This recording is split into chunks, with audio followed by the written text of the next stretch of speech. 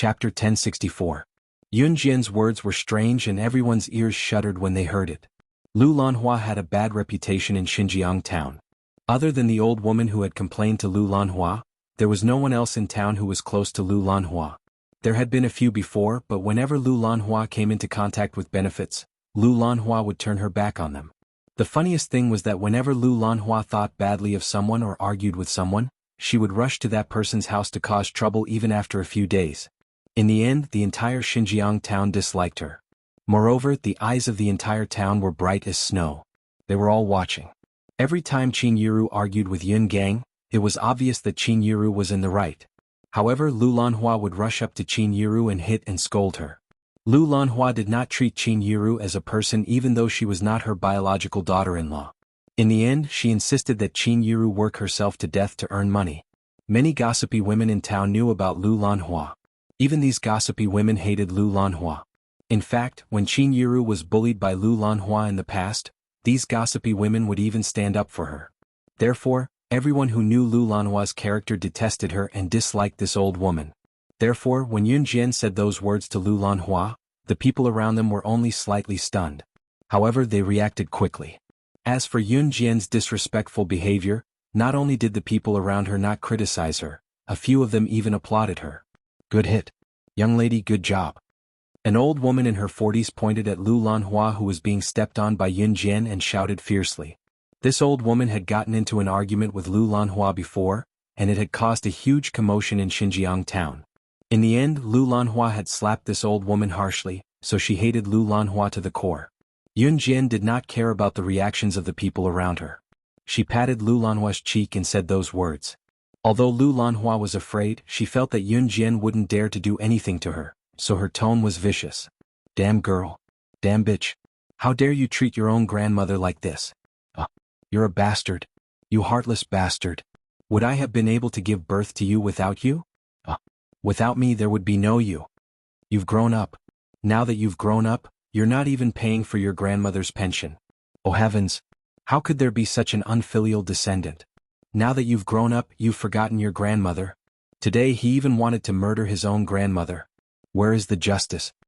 Lu Lanhua struggled with all her might but was unable to stand up. She began to take advantage of her seniority and began to wail loudly. That scream was so loud that it sounded like Yun Jian had really done something to her. Pa! Just as Lu Lanhua was crying, Yun Jian slapped Lu Lanhua's face. Chapter 1065. The old woman, Lu Lanhua, was extremely detestable. Everyone present wanted to get rid of her as soon as possible. What shocked everyone was not that Yun Jian, as a granddaughter, could do such a thing to a grandmother. Anyone would have hit Lu Lanhua if they were in her shoes. But Yun Jian had taken out a knife? Everyone present was thinking that Yun Jian had taken out the knife just to scare Lu Lanhua. Lu Lanhua was naturally afraid of death. She dared to provoke Yun Jian because she was confident that Yun Jian would not do it herself. Even if Yun Jian's talent was terrifying, even if she was the director of new crews, but she was just an ordinary girl. She was still underage. How could a normal girl hold a knife and attack a person without batting an eyelid? She was not an assassin or a secret agent. How could she be so calm when she saw blood? A normal person would be scared to death when they went to the hospital for an IV drip. Some would even faint when their blood was drawn. Even if Yun Jian was different from others, she was still an underage girl. Just as everyone thought of that, they felt a tug in their hearts. Everyone saw Yun Jian grab the butterfly knife and stab it down. She pressed it against Lu Lanhua's cheek and pressed it in. The knife pressed into Lu Lanhua's wrinkled cheek. The butterfly knife was very sharp. Yun Jian specifically chose sharp knives to attack. Therefore, when the knife pressed slightly into Lu Lanhua's cheek, Lu Lanhua's face was cut open. Blood slowly dripped from Lu Lanhua's cheek along the blade of the butterfly knife and splattered on the ground. Beatrice, how dare you touch your own grandmother? Aren't you afraid of divine retribution? Although Lu Lanhua was a tomboy, she was still a cowardly old woman who bullied the weak and feared the strong. The knife in Yun Jian's hand really stabbed into her cheek. She immediately rolled around and screamed. Yun Jian was quick to act. She stabbed the butterfly knife into Lu Lanhua's face and soon, Lu Lanhua's skin was split open. At the same time, Yun Jian's faint but frightening words came out of her mouth. This stab is a gift in return for what you did to my mother. Today I'll give it to my mother as a dowry. Could this be used as a dowry? Everyone present was shocked by Yun Jian's words and their mouths twitched. However, based on Lu Lanhua's attitude towards Qin Yiru back then, this stab was really enough to vent her anger. This stab could be considered as helping Qin Yiru vent her anger. Qin Yiru had come out of the house not long after Lu Lanhua had come over to cause trouble. However, when she saw Yun Jian hitting Lu Lanhua, she did not stop her. She was no longer the weak Qin Yiru who did not allow Yun Jian to fight back when Lu Lanhua attacked Yun Jian. Moreover, Lu Lanhua dared to do this to Yun Jian and was about to stab her with the bamboo pole just now. Forget about Yun Jian hitting Lu Lanhua. Even if Yun Jian did not, Qin Yiru would not let Lu Lanhua bully them again even if she had to risk her life. The crowd was shocked by Yun Jian's words just now. Just as they came back to their senses, they saw Yun Jian giving Lu Lanhua another hard slap with the side of her face, slamming Lu Lanhua, who was jumping up and trying to break free, to the floor again. After slapping Lu Lanhua to the floor, Yun Jian waved the butterfly knife and slashed Lu Lanhua's face again. At the same time, Yun Jian's words rang again, "This stab is a gift in return for messing up my mother's wedding today." There was a pause before she continued, "If you continue to cause trouble, I won't be stabbing your face, but—" Yun Jian's voice trailed off abruptly.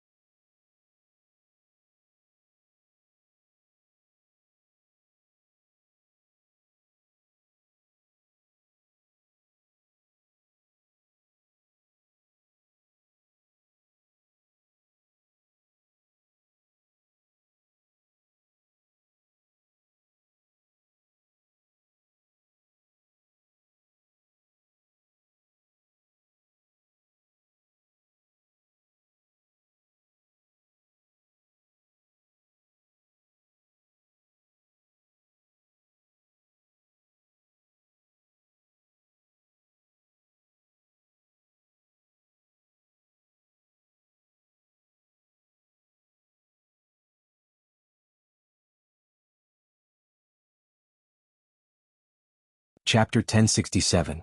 Although the raccoon had a baby face and looked very young, she was actually very strong. Raccoon grabbed Lu Lanhua's collar and lifted the unconscious Lu Lanhua up. He then dragged her out of Zhang Meihua's house. The group of people who were still exclaiming about Yun Jian's ferociousness despite being so young and pretty just now widened their eyes. Not only was Yun Jian ferocious, even Yun Jian's subordinate, Tanuki, who looked like a weak makeup artist, was ferocious as well. It was a pity that the people around them did not know that Tanuki was not a makeup artist. The raccoon was an expert in the art of disguise. The art of disguise could completely change a person's appearance into another person. Even the other person's own parents wouldn't be able to recognize them. To be able to turn someone into someone else, her makeup skills must be impeccable. Making someone beautiful was only one of her skills. In the crowd's opinion, a girl who knew how to put on makeup was mostly gentle and weak.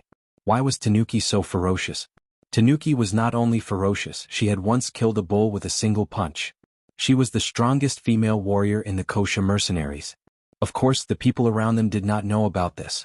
Tanuki was already dragging the unconscious Lu Lanhua out of the house. The surroundings quieted down as if everything had returned to normal. "Mom, let's go back." Yun Jian took out a napkin from her pocket and tested wiping the butterfly knife a few times. Once she was done wiping the blood off the knife, she closed it nimbly and put it back into her pocket. She then extended her hand to lift Qin Yiru's wedding gown slightly and walked into the house. Xiao Jian, don't bother with people like that next time. Qin Yuru pulled Yun Jian's hand over and patted the back of Yun Jian's smooth and soft hands with her calluses. Qin Yuru was completely different from the old her. If it was the old Qin Yuru, she would not be advising Yun Jian to ignore Lu Lanhua. Instead, she would be reprimanding Yun Jian for being violent towards an elder. Amen, Mom. Yun Jian nodded with a grin. If it were not for Lu Lanhua's blood stains on the floor, the people present would not be able to recognize this young girl who was beaming radiantly. Was this really the same girl who did not hold back when she was being ruthless just now? Yun Jian held Qin Yuru's hand gently as they entered the house. Siyi stood quietly beside Yun Jian and followed them in. Xiao Jian, I'm not saying that you can't go easy on people like that. I'm just worried that you'll do it like this. It's just Lu Lanhua this time. What if something happens to you next time when you meet someone ruthless? Qin Yuru frowned, her worry for Yun Jian evident between her brows. She was not saying that Yun Jian could not go against people like Lu Lanhua. Instead, she was worried that Yun Jian had really offended some important figure. Chapter 1068. Siyi's gaze was fixed on Yun Jian when he said that. He was very, very serious. Qin Yuru was initially looking at Yun Jian, but after what Siyi said, she turned to look at Siyi. Looking at Siyi's serious expression, Qin Yuru suddenly felt happy for Yun Jian. It turned out that Qin Yuru was still worried about what would happen in the future when her daughter suddenly became so dominant half a year ago. People in the countryside liked gentle and soft girls, while people in the city, especially those who came from well-to-do families, liked their wives to be the gentle and elegant type. Yun Jian, on the other hand, was domineering. Her techniques and moves were frightening. Under such circumstances, Qin Yuru was glad that Yun Jian would not allow herself to be bullied. However, what should she do when Yun Jian grew up and needed to get married? In today's society, boys like delicate girls. Moreover, a woman would have to face her in-laws in the future. Which mother-in-law would like a daughter-in-law who was so domineering in front of her? For this reason, Qin Yuru could not help worrying about her daughter's future and whether her daughter could really find a husband in the future. She was worried about whether the man would treat her well when Xiao Jian got married in the future. Now that Qin Yuru knew about it, however, she did not have to worry about it anymore. Everything else aside, Siyi valued Yun Jian's life more than his own. Qin Yuru wished she could make Siyi marry Xiao Jian right away. If it were not for the fact that she was still young, she would force Yun Jian to marry Siyi as soon as possible. She would tie up a good guy like Siyi first. If Yun Jian heard what Qin Yuru was thinking now, she would probably wonder if the owner of this body was Qin Yuru's biological daughter. At noon, the groom came to pack the bride's dowry and left. Qin Yuru stayed at home and waited for about 3 hours. It was a superstition passed down by the older generation. Before the wedding, Gu Junjian invited a Taoist priest to calculate the best time for the bride to get married. The time was set at 3:30 in the afternoon, not a minute less, not a minute more. Today was Monday and school was still in session. Knowing that Qin Yuru was getting married, Lu Fian asked her mother to send some money to Qin Yuru even though she couldn't skip school. Lu Yun's mother also came over to help today. Although Lu Fian couldn't come over herself, she had already done her best. Lu Jingji's mother was grateful to Yun Jian for saving Lu Jingji's father, so when she knew that Qin Yuru was getting married, she woke up early in the morning to help. The group was bustling with activity. At this time it was 3:30 in the afternoon. It was time to send the bride to the groom's house. Qin Yuru got into Yun Jian's Ferrari sports car and the Civet Cat drove them to Longmen City. As Yun Jian was still underage and did not have a driving license, the Civet Cat drove Qin Yuru all the way. The firecrackers by the roadside went off incessantly. A fiery red Ferrari sports car drove at the front while 19 luxury cars and sports cars followed closely behind. Each of the 20 wedding cars cost a fortune. Usually wedding cars would be in pairs during weddings. 20 could also be understood as I love you. At this moment, the wedding cars followed closely behind the Ferrari sports car. Following closely behind the Civet Cat were the wedding cars driven by the 4 leaders of an Hun group. From Xinjiang town to Gu Yunjian's house in Longmen City, a red carpet was laid out from the beginning to the end, symbolizing a red wedding that would last forever. 20 cars with the fiery red Ferrari sports car in the lead, cruised slowly on the red carpet. The firecrackers went on incessantly. This was no doubt the largest wedding in Xinjiang town, Longmen City, Zhe province, and even the entire country. At 3:30 in the afternoon on May 21, 1999, Qin Yuru walked out of Xinjiang town in the most glamorous manner. All the residents of Xinjiang town came to watch her get married. Chapter 1069. Starting from 3:30 p.m., the bustling scene continued until 4:30 p.m. Qin Yuru was sent to Gu Yunjian's house under the protection and bustle of the people around. Sending her from Zhang Meihua's house in Xinjiang town to Gu Yunjian's house was just a formality. After the bride was sent off, she would usually spend the night at the groom's house before going to the hotel at night. Of course, the bride would usually change out of her heavy white wedding gown before going to the hotel. Once Qin Yuru arrived at Gu Yunjian's house and the formality was over, she changed out of her heavy white wedding gown in Gu Yunjian's house and put on a bright red cheongsam that she wore during the wedding banquet. The bright red cheongsam had an ancient charm to it. Qin Yuru's figure was already very slender and cheongsams were usually worn by women who had a rather outstanding figure. The cheongsam, which was neither too big nor too small, fit Qin Yuru just right. Yun Jian did not accompany Qin Yuru to Gu Yunjian's house but went straight to Tranquil Rhythm Hotel instead. Qin Yuru's visit to Gu Yunjian's house was just a formality. After the formality, the main wedding ceremony would be held at Tranquil Rhythm Hotel. The guests would usually arrive at Tranquil Rhythm Hotel and have a meal first before the bride and groom arrived later. It was only after the wedding ceremony that the guests would drink with them. Yun Jian sent the civet cat to follow Qin Yuru. After all, Qin Yuru was wearing makeup now and it could fall off at any time.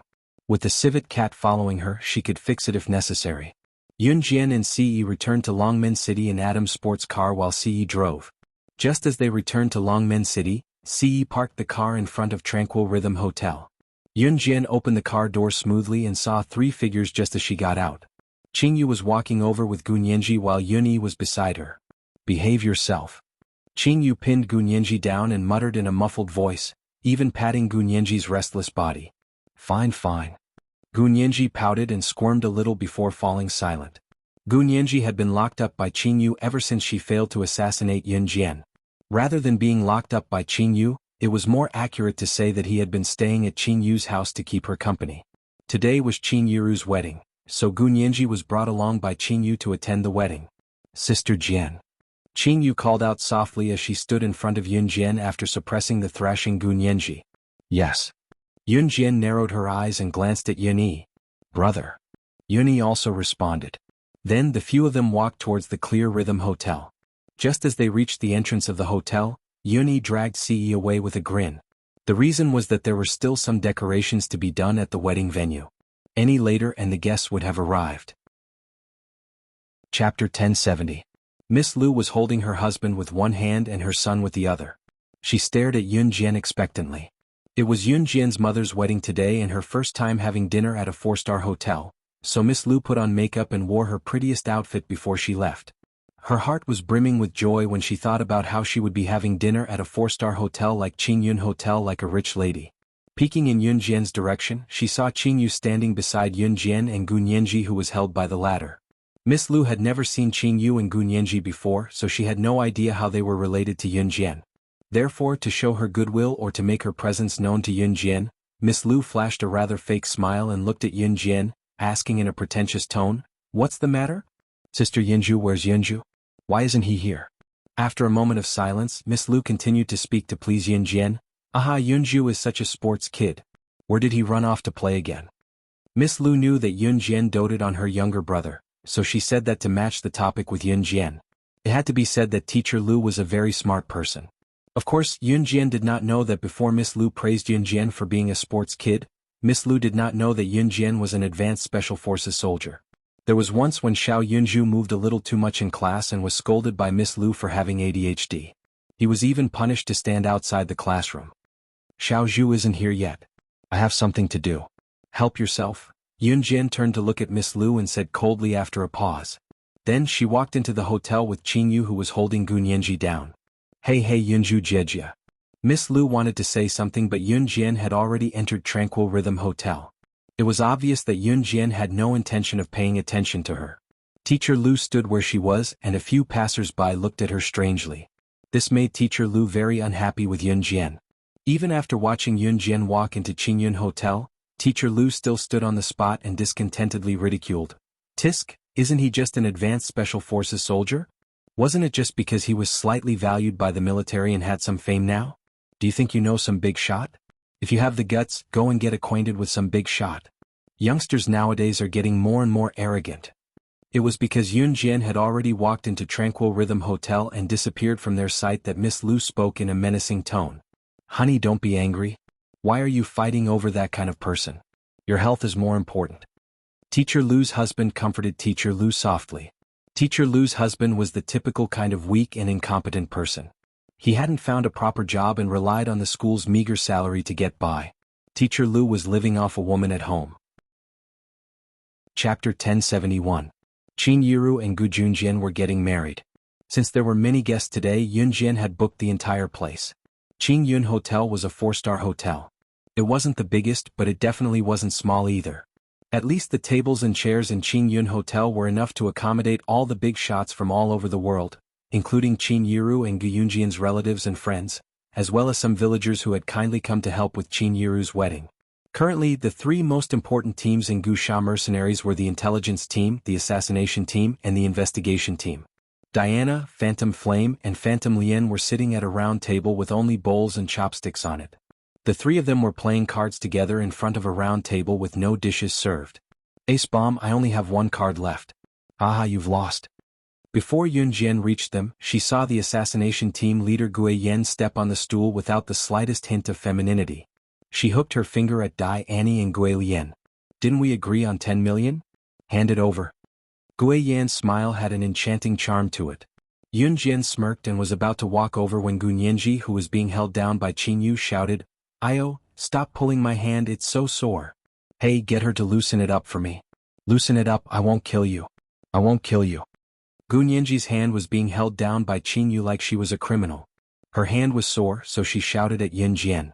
Yun Jian turned to look at Gu Nianji when she shouted. Gu Nianji was just grumbling and did not think that Yun Jian would pay attention to her. However, when Yun Jian turned to look at her, Gu Nianji told Yun Jian with sparkling eyes. Quick, get her to loosen it up for me. Why don't you just let me go? I'll go back to Yulong mainland. At most, I'll return the notice to the people on the Wind Cloud list and tell them that I won't kill you. I won't accept this mission. Can you do it? Look at how cute I am. Let me go. Gu Nianji pouted and pretended to be pitiful. If people who didn't know the situation saw Gu Nianji like this, they might think she was innocent. Let you go? Yun Jian narrowed her eyes and smiled slightly. Under Gu Nianji's expectant gaze, she walked over and gently patted her little face. Yes, yes, yes. Gu Nianji nodded her head up and down like a little rattle drum. Let you go? That's impossible, my cute little captive, Yun Jian said with a smile as she gently pinched Gu Nianji's tender cheeks. Not long after he finished speaking, a group of people walked in through the door. Teacher Lu, who had been ignored by Yun Jian, was also with this group of people. Teacher Lu was holding her husband's arm and holding her son's hand. Because Yun Jian had ignored her earlier, Teacher Lu felt that she was a teacher after all. Gu Nianji was just a little kid. What was there to be proud of? Therefore, Teacher Lu walked over directly and didn't intend to bother with Yun Jian. Haha, let's see who's more arrogant. Teacher Lu mixed in with this group of people, but Teacher Lu did not recognize them at all. This group of people was Qin Yiru's fellow villagers who had come from Xinjiang town to attend the wedding. When they saw Yun Jian, they immediately came over to greet her. Daughter of Yiru's family. You're already here. Ah. Someone came over to greet her. Teacher Lu was disdainful when she saw others trying to curry favor with Yun Jian. On the contrary, Teacher Lu felt that she was much nobler than Yun Jian. She was a teacher of the people. Just as she thought that, she heard another person say to Yun Jian, Isn't that so? Yiru's daughter is the director of New Cruise. Of course, she has to come over to preside over the situation. Ah. Chapter 1072. If New Cruise was not as grand as it was now a few months ago, it was now the trend in Country Z's automobile industry. In 1999, cars had gradually replaced people's walking and motorcycles. Some families who were becoming well-off had even started buying cars. Of course, there were not many who could afford cars in Longmen City. In spite of it, New Cruise's name had spread far and wide. Miss Lu did not know about New Cruise. It was impossible for her not to know about the company. A huge company like New Cruise had become a presence that Miss Lu was fearful of. Therefore, when she heard that Yun Jian was New Cruise's director, Miss Lu let go of her husband and son's hands almost instinctively and jogged toward Yun Jian. After a pause, Miss Lu looked at Yun Jian and stared at Yun Jian in disbelief. Your New Cruise's director? Miss Lu used every ounce of energy she had to ask the question that seemed absurd to her but was nonetheless astounding. Yun Zhu's elder sister Yun Jian, was not only an advanced special forces soldier but also New Cruise's director? Her identity as New Cruise's director alone was enough to strike fear into Miss Lu's heart. If Yun Jian really wanted to make a fuss, she could just crook her finger at Miss Lu's school principal and the latter would probably expel her. In the real world, the winner was king while the loser was a bandit. It was an unchanging law. Therefore, when Miss Lu learned that Yun Jian was New Cruise's director, she changed her attitude toward Yun Jian right away. This. Sister Yunju, I didn't expect you to be so capable, Miss Lu said with a fake smile.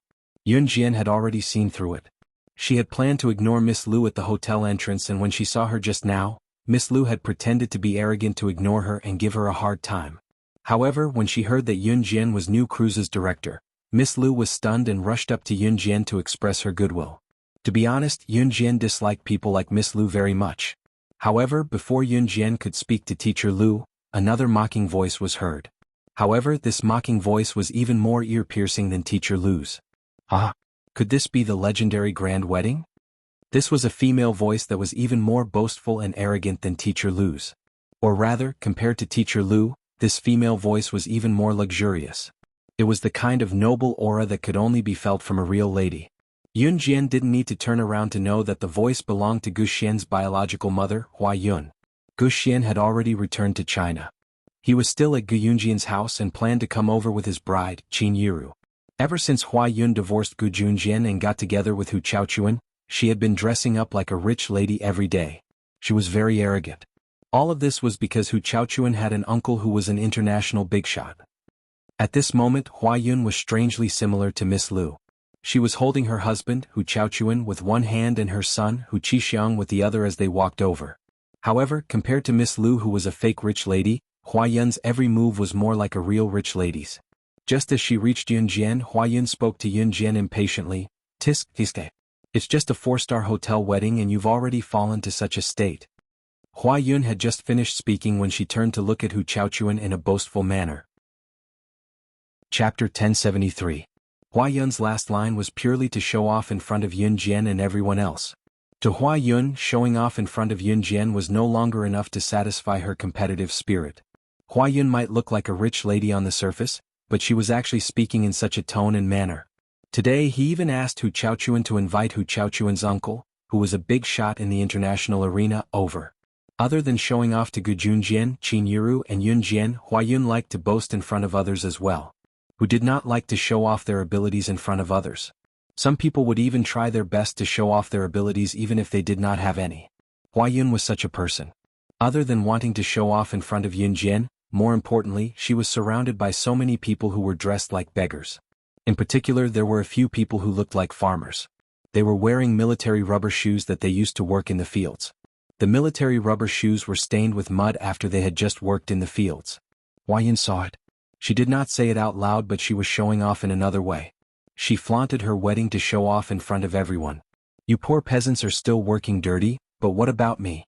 She was a rich lady who was at the pinnacle of the international scene, a phenomenon from a completely different world from them. Therefore, when Hua Yun spoke, she lifted her head smugly and looked at Yun Jian provocatively. Yun Jian did not say anything, but a glint flashed across her eyes. Pfft. Qin Yu, who stood beside Yun Jian, could not help bursting into laughter when she heard Hua Yun's boastful way of bragging. When Hua Yun said that even the arms tycoons who have dealings with the kosher mercenaries and an Hun group came to our wedding, Qin Yu forced herself not to laugh out loud. What a joke. Did this rich lady not know that Sister Jian was the boss of the kosher mercenaries? Qin Yu's laughter caught the attention of those present. When Qin Yu was done laughing, the corners of her lips twitched, but she did not say anything. What are you laughing at? This was the truth. Not to mention that arms dealer, there were a lot of international bigwigs who came as well. Hu Chaochuan felt embarrassed when he saw Qin Yu's mocking chuckle, so he added smugly. What's an international hotel? What was an arms tycoon? This is the chairman of New Cruise. Some of the villagers in Xinjiang town did not understand what Hua Yun and Hu Chaochuan were saying, so they all sided with Yun Jian and spoke for Yun Jian. He even bragged to Hua Yun and Hu Chaochuan that Yun Jian was the director of New Cruise. If the fact that Yun Jian was the director of New Cruise had scared Teacher Lu out of her wits, New Cruise was already the symbol of Zhe province and even the entire country, but it was nothing to Hu Chaochuan. Chapter 1074. Miss Lu was already disgusted by Yun Jian's indifference toward her. She did not plan to be rude to Yun Jian, but after learning that Yun Jian was New Cruise's director, she had to be rude to Yun Jian again. In spite of it, Miss Lu switched sides when she found out that Hua Yun and Hu Chaochuan were much more capable than Yun Jian. You guys are amazing. It's an international company. Oh my god. Teacher Lu moved closer to Hua Yun and tried to reach out to touch Hua Yun as she spoke. It was as if she wanted to express her goodwill. Hello. I'm a teacher from an advanced primary school in Longmen City. If it's possible, can we be friends? Miss Lu went up to her shamelessly. However, before his hand could touch Hua Yun's body, Hua Yun glanced at Teacher Lu in disdain. Stay away from me, country bumpkin. When Miss Lu extended her hand, she felt like she was a rich madam too. She had a feeling that she would become an enviable rich madam as well once she befriended Hua Yun. However, he was stopped by Hua Yun's disdainful voice just as he was about to do so. There was always a type of person in this world who thought she was amazing and would confidently extend her hand to someone who stood at the top of the trend to befriend them. Little did she know that she was as insignificant as an ant in the other person's eyes. In other words, if one had never helped others, what right did others have to befriend a lowly person like them? Miss Lu was such a person. She was confident that Hua Yun would acknowledge her when she extended her hand just now. In spite of it, Hua Yun did not even bother to look her in the eye. After Hua Yun said that to Miss Lu, she turned her gaze to Hu Chaochuan and blew him a kiss of love. She was already in her 40s, but she still spoke to Hu Chaochuan in a coquettish voice. Hubby. Is Uncle not here yet? Uncle went to park the car. He'll be here soon. Baby, wait a little longer. Don't rush. Hu Chaochuan patted Hua Yun's butt and said wickedly. Just as he finished speaking, everyone saw a strong and sturdy man walk in through the door. This man was probably in his 50s, close to his 60s, but from his appearance he didn't look old. At most he looked like he was in his 40s. This was Hu Chaochuan's uncle, Hu Badian. Hu Badian was from country Z, but he had worked hard overseas. Now he had made a name for himself and had transferred his nationality to country M. As soon as Hu Badian walked in, Hu Chaochuan felt his aura change. Although his uncle's company wasn't one of the top 10 international corporations, it could still be considered in the top 20 of international corporations. It was a pity that the global multinational companies only ranked in the top 10. Even so, his uncle, Hu Badian, was still a very outstanding big shot in the world. Uncle. When Hu Chaochuan saw Hu Badian, he called out confidently. Then he turned his head and looked at Yun Jian as if she was an ant. Chapter 1076. As soon as Yun Jian finished speaking, everyone present widened their eyes and looked at her. Especially Hua Yun, Hu Chaochuan, and Hu Badian. The three of them knew the identities of Diana and the other two. They were the three team leaders of the Kosha Mercenaries executive team. To put it bluntly, the three teams under Diana and the other two were the symbol of the Kosha Mercenaries. Although Snake, Lizard and Tiger, Leopard had a higher status than Diana and the other two in the international arena, that was not the case. In fact, Diana and the other two were only less famous than Snake, Lizard and Tiger, Leopard. In terms of the forces they controlled, they each had their own merits. Of course, Diana and the other two were also part of the upper echelon of the Kosha Mercenaries. Other than Hua Yun, Hu Chaochuan, and Hu Badian, the others might not have even heard of the Kosha Mercenaries. However, from Hu Baishan's reaction, they could tell that Diana and the other two were not simple people. And now, Diana and the other two, whom they all thought were not simple people, were actually being ordered around by Yun Jian? No, more accurately, it should be Yun Jian ordering Diana and the other two? Are you crazy? Do you know who they are? How dare you speak to them like that? If you want to die, don't drag us down with you. Hua Yun was so frightened that she almost knelt on the ground. Yun Jian actually dared to order Diana and the other two? They were the three team leaders of the Kosha Mercenaries executive team. Although she did not know why these three super important people were here, Hua Yun was terrified. In spite of it, Hua Yun was scared out of her wits because she was afraid that Yun Jian would infuriate the three important figures by speaking to them in such a tone. If that happened, it would be Yun Jian who caused everyone here to die. This was the fate of those who angered the Kosha Mercenaries. Hua Yun lowered her voice so that Diana and the other two could not hear her and spoke to Yun Jian in a low voice. After Yun Jian finished speaking, Hu Chaochuan also spoke in a threatening tone to Yun Jian. You better watch your tone. How dare you speak to the Kosha Mercenaries in such a tone, you? Hu Chaochuan had just whispered these words to Yun Jian, but before he could finish his threat, Lin Yichin heard his voice. Keep it, keep it, keep it. Which one of you started this? How dare you play cards so leisurely in this place? Sister Jian has spoken, what are you waiting for? Before Hu Chaochuan could finish his sentence, Diana threw her half-finished cards on the table and snatched the cards from Ghost Flame in Ghost Flame's hands, speaking as she continued to play. I wasn't the one who started it. It definitely wasn't me. Gui Yin and Gui Lian spoke at the same time. As soon as they finished speaking, they looked at each other and stood up with a whoosh. They rushed towards where they needed help. It was as if they were trying to atone for their mistake. Wu Chaochuan was about to point out Yun Jian when he was halfway through his sentence. When everyone saw this shocking scene, they were all dumbfounded. Diana stood up as well and turned to Yun Jian with a smile. Sister Jian, I'll go too. As soon as he finished speaking, Diana also chased after Gui Yin and Gui Lian to help. It was as if she was afraid of being scolded by Yun Jian again. Everyone was dumbfounded. Yun Jian merely raised a brow. The trio did not even bother with Hu Badian, the director of one of the top 20 multinational companies in the world. They did not even bother to look them in the eye. Why were they so afraid of Yun Jian though? Everyone frowned in confusion, not knowing what to do.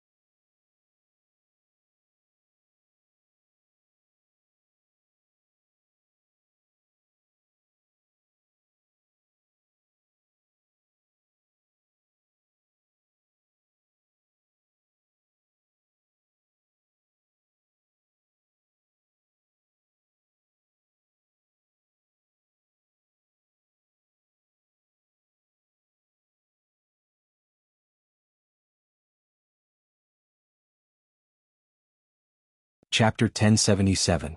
It was only when Diane and her friends disappeared from their sight that the crowd snapped back to reality. Miss Lu held her son with one hand and her husband with the other. Judging from her expression, she was still at a loss. What was kosher mercenaries? Miss Lu and the rest of them were clueless about the situation. In spite of it, it was not hard to tell from the trio's reaction that the kosher mercenaries were an impressive existence. Miss Lu might be able to understand the meaning of mercenary group. However, the people standing around were farmers from Xinjiang town. Some of them had not even gone to school. How would they know the meaning of mercenary group?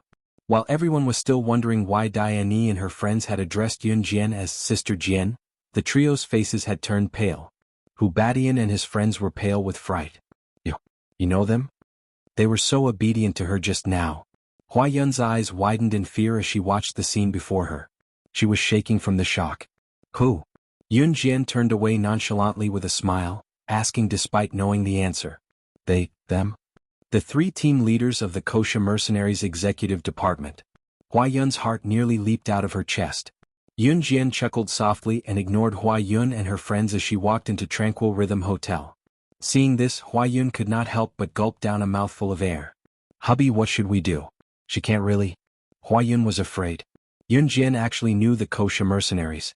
Even if Yun Jian had ordered the Kosha mercenaries around like what she did just now, Hua Yun did not think that Yun Jian was someone impressive. How could Yun Jian be someone impressive at her age? Panic? What's there to be afraid of? She's just a young girl. Can she go to heaven? Hu Chaochuan was scared as well, but he bellowed at his wife Hua Yun in a furious tone. Hu Chaochuan had come to the banquet today with his uncle, Hu Badian, with the intention of bringing his uncle here to show off. within the top 20 international companies. With such achievements, not to mention being at the level of a super big boss in the world, even in Z country people would fight to get close to such an existence. Coming to Zhe province's Longmen city with Hu Baishan's status, he could be considered as someone who could do whatever he wanted. However, he did not expect that the 3 team leaders of the Kosha mercenaries would appear out of nowhere. Although Hu Chaochuan was also panicking, he still forced himself to pretend that he could keep his cool and scolded Hua Yun. "Don't panic," Hu Badian said with a frown as he waited for Yun Jian to walk away. Yun Jian walked far away, but teacher Lu and her family were still standing at the entrance in a daze. Hu Baishan's sinister voice carried a hint of ruthlessness, but at this moment he said, "Don't panic. She's just a kid in her teens." Chapter 1078. Here, Hu Baishan's words were like an imperial edict. Especially to Hu Chaochuan, it was all thanks to his uncle Hu Baishan's nurturing that Hu Chaochuan was able to achieve his current status. Therefore, to Hu Chaochuan, whatever Hu Badian analyzed must be correct. He did not even have the slightest suspicion. To put it nicely, Hu Chaochuan trusted his uncle Hu Badian quite a lot. However, to put it crudely, Hu Chaochuan was brainless. He believed everything his uncle Hu Badian said without the slightest doubt. "Oh, uncle, that must be it. I was wondering why the leaders of the 3 executive departments of Kosha mercenaries would listen to that kid so much. So this is the reason." Hu Chaochuan nodded confidently. Kosha mercenaries was a mercenary group. Mercenaries meant that if you paid them to do something, they would accept the mission, be it murder, investigation, counter-investigation, or assassination, as long as the amount was met.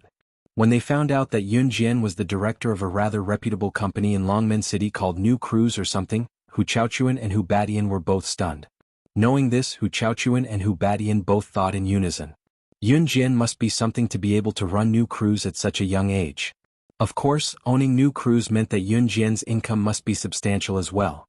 With a substantial income, it was not difficult for her to pay to invite the 3 executive department leaders of Kosha mercenaries to suppress the crowd during Qin Yiru's wedding today. Of course, if Yun Jian really did spend the money to invite the 3 of them, Hu Badian would know the identities of the 3 executive department leaders of Kosha mercenaries. They could put on this show with Yun Jian. However, they would not help her with more tasks or other trivial matters. This was the Kosha mercenaries' rule. That was why Hu Badian said, "As long as we don't provoke them directly, everything will be fine." As long as they didn't directly provoke the Kosha mercenaries' 3 executive team leaders, even if they beat and scolded Yun Jian, the Kosha mercenaries' 3 executive team leaders wouldn't do anything. "Uncle, I got it," Hu Chaochuan said to Hu Badian as he held his wife's hand. "Alright, let's go in then."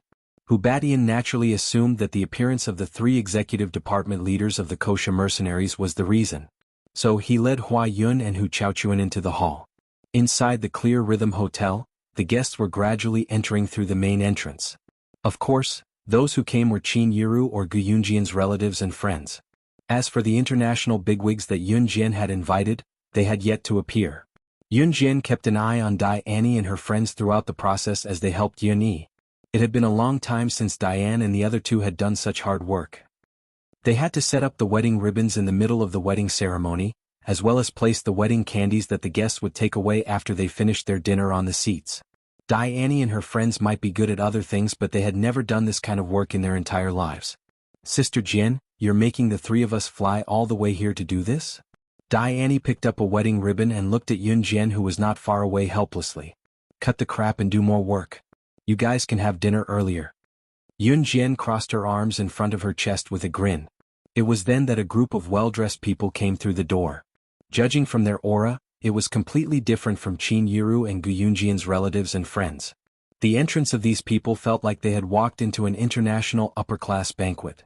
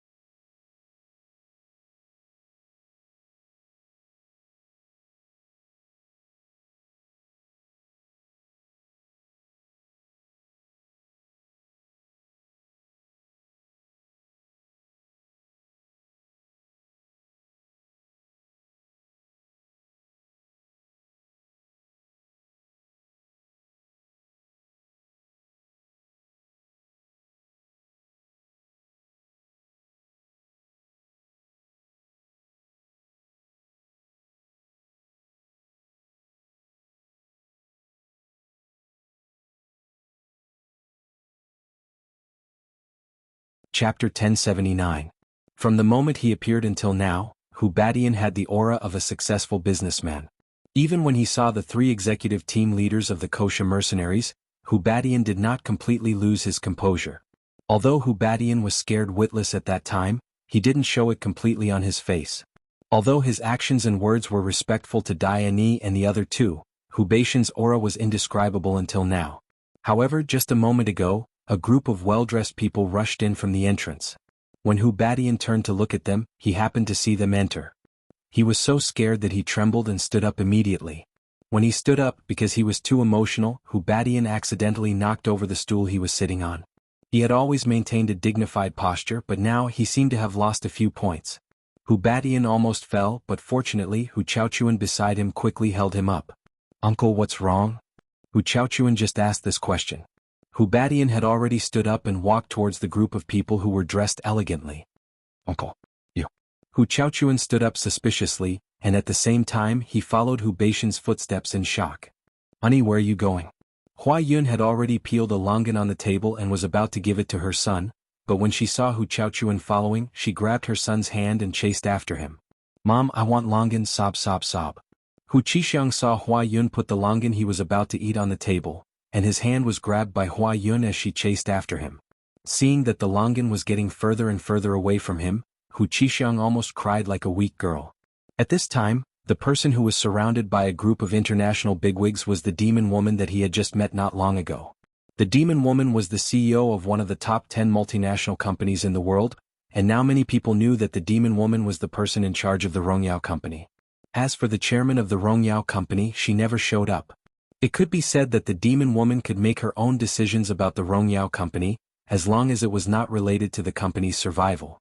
Therefore, many people in the underworld flattered the demoness. Rongyao company was not only one of the top 10 multinational companies in the world, but it was also one of the top 5 multinational companies in the world. Now, Rongyao company was about to surpass the top 3 and become one of the top 10 multinational companies in the world. Let's not talk about whether a nobody like Hu Badian had the qualifications to stand next to the demoness. With Hu Badian's performance, he could be considered to be in the top 20. However, the top 20 and the top 5 were not on the same level at all. For example, if a company wanted to enter the top 20 in the world, it would need $10 billion in total assets. Then, if it wanted to enter the top 5, its total assets would need to be 100 times more than $10 billion. In other words, the higher one went, the more difficult it would be to surpass the one in front. The total assets required were also increasing. Therefore, in front of Rongyao company, Hu Badian's company could disappear from the international scene forever with just a flick of her finger. Therefore, when Hu Badian saw the demon woman being escorted in through the entrance, one could imagine how excited he was at this time. He did not even think about why the demon woman would appear at Qin Yiru's wedding. "You, why are you here?" Hu Badian trembled. Chapter 1080. Before Hu Badian could finish his greeting, he was about to shake Alluring Demon's hand. It was then that a handsome man dashed through the entrance of Tranquil Rhythm Hotel. The man pushed aside the people around him and slapped away Hu Badian's hand that was about to shake Alluring Demon's hand. "Don't touch my Alluring Demon, old man." Mare's handsome face appeared before everyone's eyes. Alluring Demon heaved a deep sigh when she saw Mare, who appeared out of nowhere and held her forehead. Why was this man still haunting her? He had chased her all the way from Country M to Country Z's Longmen City. Was he done yet? When she was at Rongyao company, Mare had been coming to her Rongyao company all day long. Alluring Demon felt a terrible headache coming on. Hu Badian's hand was slapped away by an unfamiliar man as he was about to shake the demoness hand. His eyes flashed with malice as he raised his head and met Mare's gaze. You. Hu Badian was still wondering who it was that dared to slap his hand away when he saw Mare's handsome face clearly. Mare? Hagi Company CEO Mare. Hu Badian suppressed his heart that was about to jump out of his chest. He was so scared that he almost had dementia. Mare was Hagi Company's CEO. What kind of existence was Hagi Company? Due to its long history, Hagi Company seemed to be even better than Rongyao Company. Today, even Hagi Company's CEO was here? Moreover, looking closely at the group of bosses following Alluring Demon, each one of them was someone who was dozens of times more powerful than Hu Badian himself. There were at least a dozen of them here. Hu Chaochuan and Hua Yun, who followed behind, were confused. "Uncle, what's wrong? Who are they?" Hu Chaochuan asked. "Uncle, Could it be that these people are the reinforcements you've called? Hua Yun did not know where her confidence came from. She was overjoyed, thinking that these people were Hu Baishan's reinforcements. As soon as Hu Chaochuan and Hua Yun finished their stupid words, Hu Badian resisted the urge to slap these two idiots to death. He roared at Hu Chaochuan and Hua Yun in a muffled tone, "Shut up, you two." Teacher Lu, who was sitting at a table not far away, was dumbfounded. These people, all of them were wearing expensive clothes? At this moment Teacher Lu suddenly saw Yun Jian walking over. Hu Badian and the other two were walking in the same direction as Yun Jian, so they didn't notice Yun Jian walking over. It was only when Hu Badian saw the enchantress greeting Yun Jian respectfully that he realized that Yun Jian was already standing not far behind him. At this moment, Yun Jian bypassed Hu Badian and stood in front of the demonic woman. Yun Jian nodded her head gently when she heard the demoness calling out to her. Yes. The international bigwigs who stood beside alluring which stared at Yun Jian in shock. This young lady could actually make Enchantress, the CEO of Rongyao Company, call her sister? Hu Badian was completely dumbfounded. Uncle, what's going on? Hu Chaochuan and Hua Yun were getting more and more confused. At the same time they had a bad feeling about this. Hu Badian was about to go crazy. If Yun Jian might have hired the 3 executive department leaders of kosher mercenaries to back her up in the beginning, what was going on now? Enchantress was the real CEO of Rongyao Company. Why was she calling Yun Jian's sister Jian? Just as Hu Badian thought about it, a figure suddenly appeared in front of him. One of the bosses standing beside Enchantress suddenly pointed at one of the 4 slender silhouettes that walked in and exclaimed, Isn't that one of the 4 leaders of an Hun group, Shuiying? Shuiying frequented major events so it was easy to recognize him. Just as the boss spoke, one of the bosses who held a relatively high position continued with a trembling voice under everyone's gaze, It's not just Shuiying. No, not just Shuiying. If I'm not wrong, the 4 of them are the 4 leaders of an Hun. As soon as these words came out, everyone was shocked. All the bosses widened their eyes, their faces pale from the shock. The 4 leaders of an Hun group each had their own responsibilities in the organization and rarely appeared together. Chapter 1081. At this moment, the 4 figures had already walked in side by side from the main entrance. Adam's injuries had completely healed and he no longer needed Lan Su's support. Lan Su had spent more time with Qin Yiru, so he was still by Qin Yiru's side to provide support and had not arrived yet. The 4 leaders of the an Hun organization. Compared to the group of big shots around him, Hu Baishan's heart was filled with a sense of horror, as if 10,000 horses were galloping past him. What? How could it be? The 4 leaders of the Hun organization were all here to attend Qin Yiru's wedding? The Hun organization was an existence that stood shoulder to shoulder with the kosher mercenaries. And the 4 leaders of the Hun organization represented the entire Hun organization.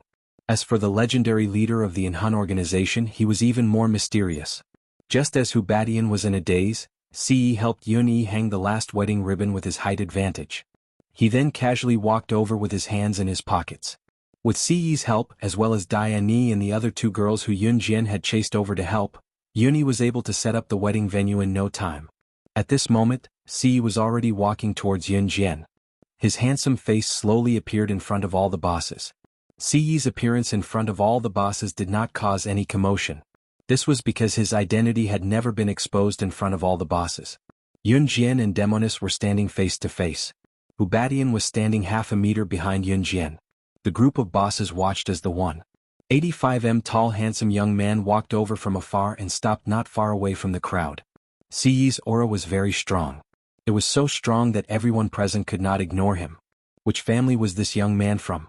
Even in the face of so many international bosses and global business elites, his aura was not inferior at all. However, just as everyone present was thinking this, they saw Ce walk over. He saw Hu Badian standing half a meter behind Yun Jian. He successfully blocked himself and walked directly behind Yun Jian. Ce frowned slightly.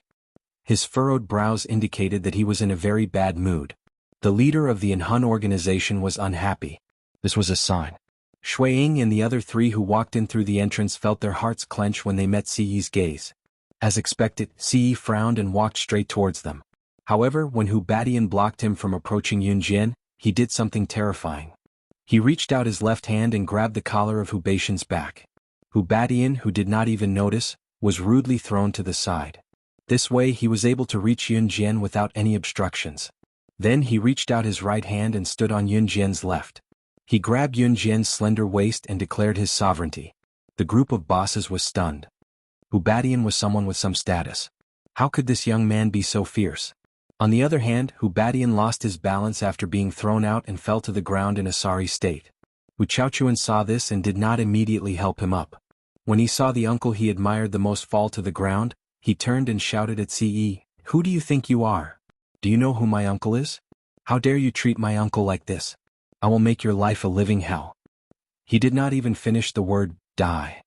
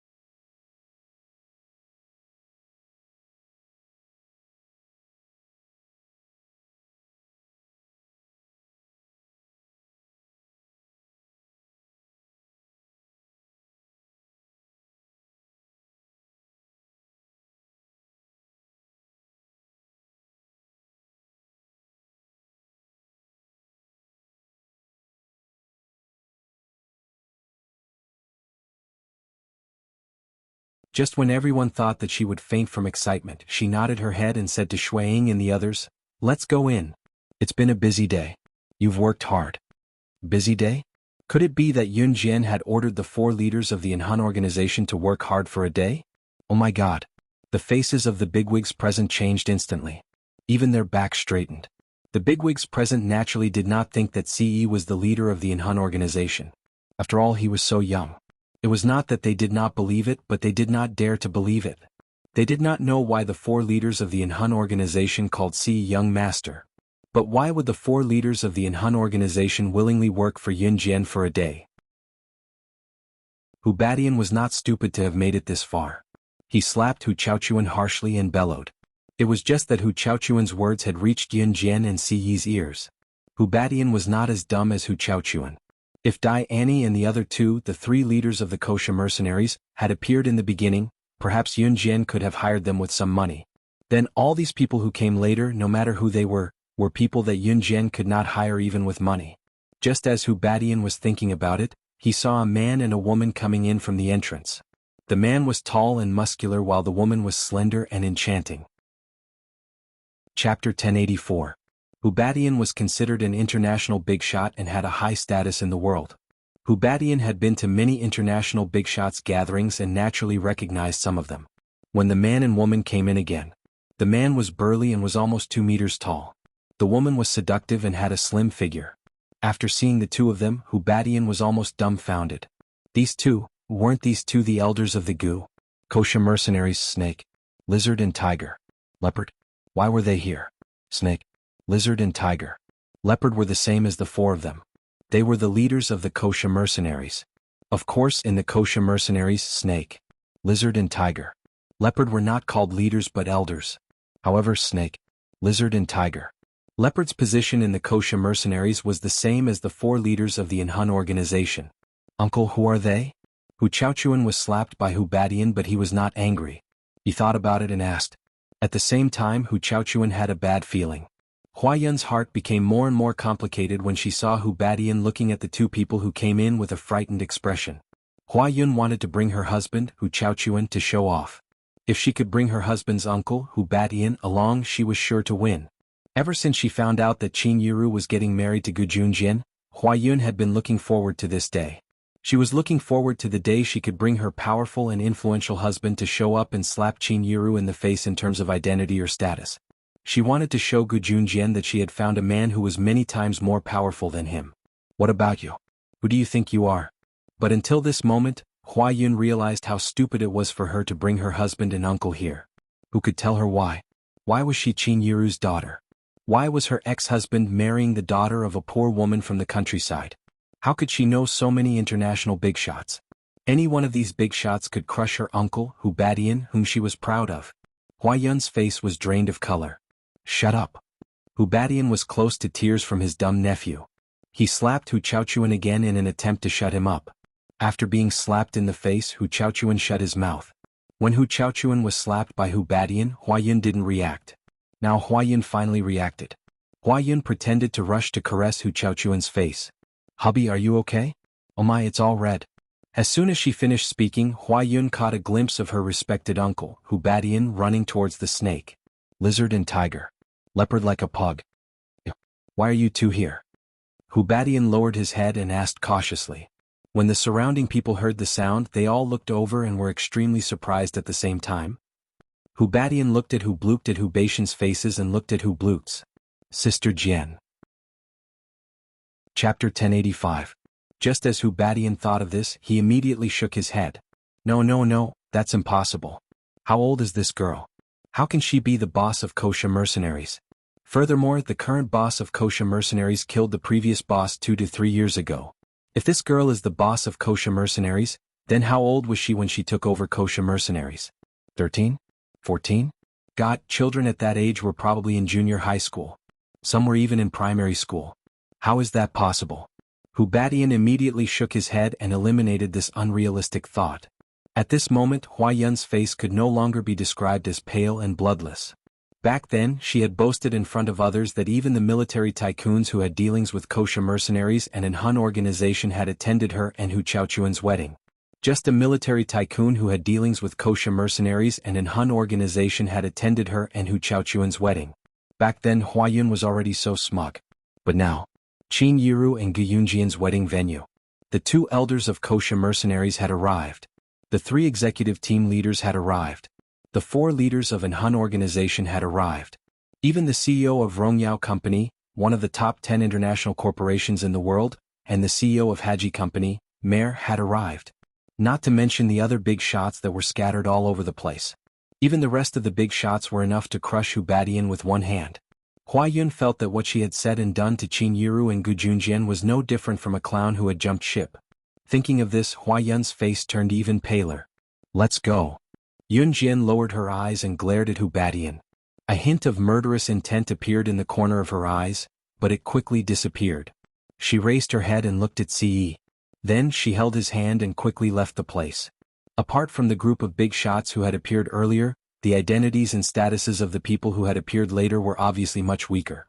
However, it caused a storm among Teacher Lu's group.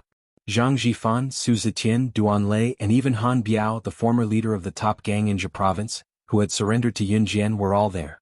This group of people was known to Teacher Lu and the others, but they had never been qualified to come into contact with them. Although they were not as powerful as the previous big shots, they were enough to frighten Teacher Lu and the others.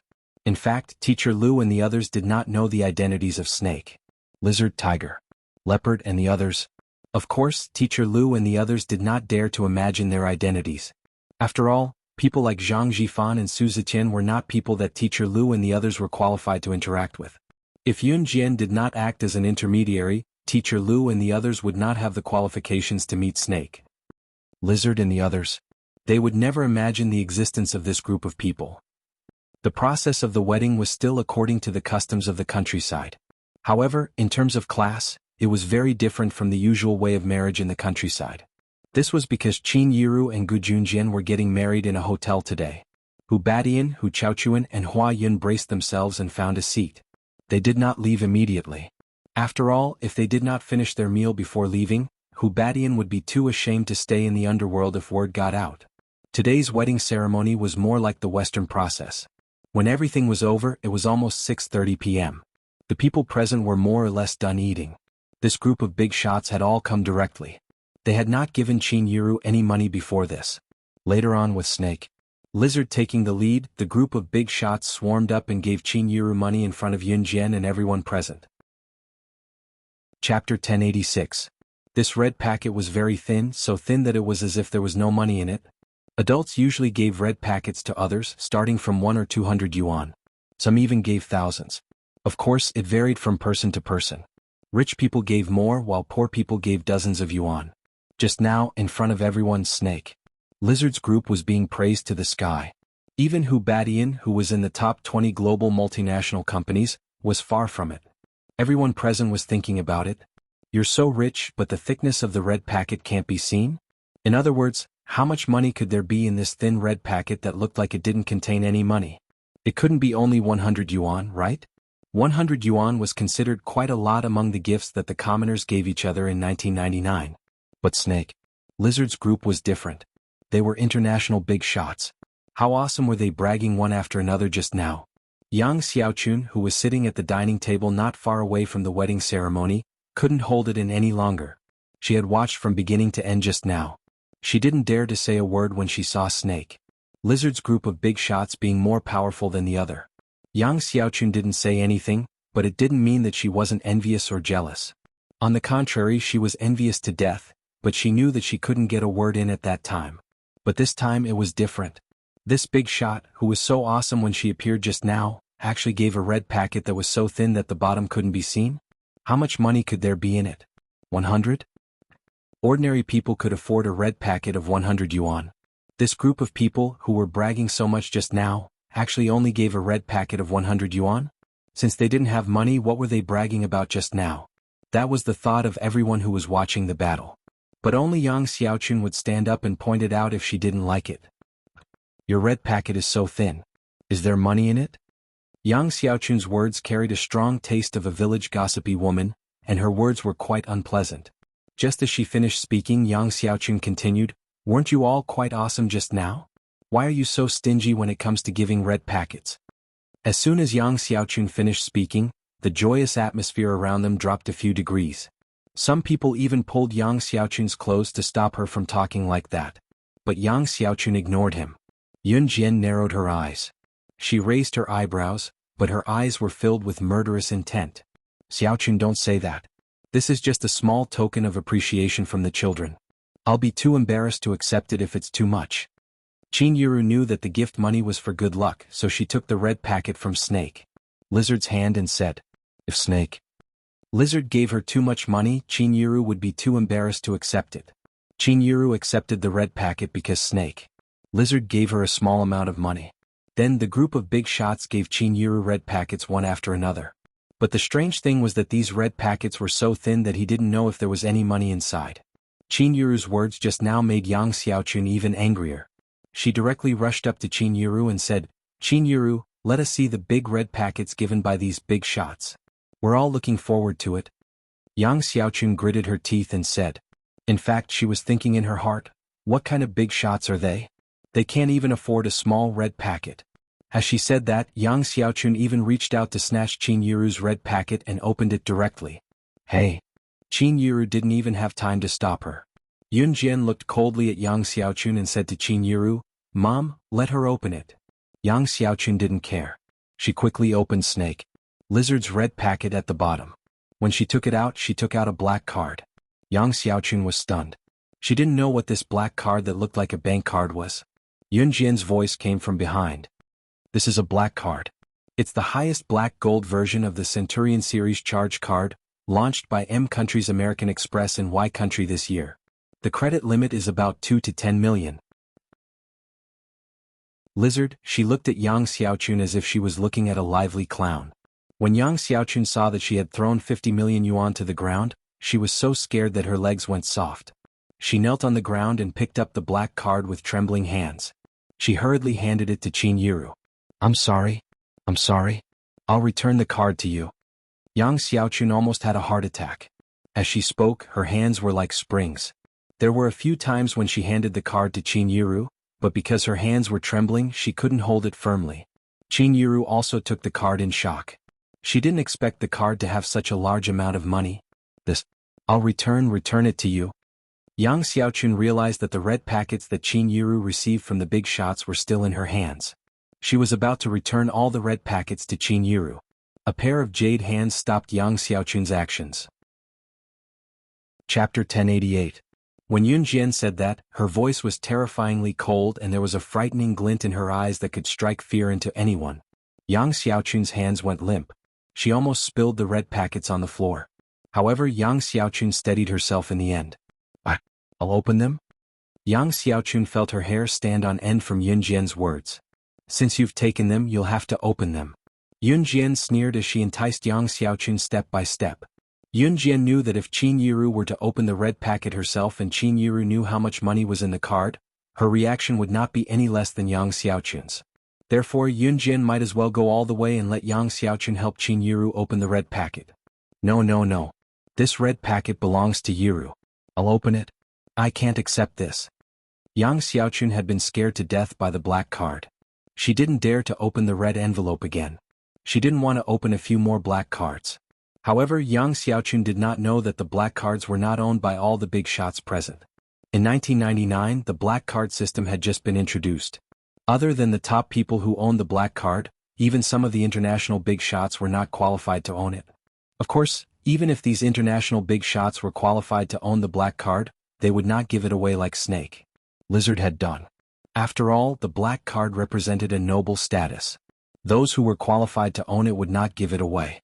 It was akin to giving away one's noble status to someone else. No one present would do that.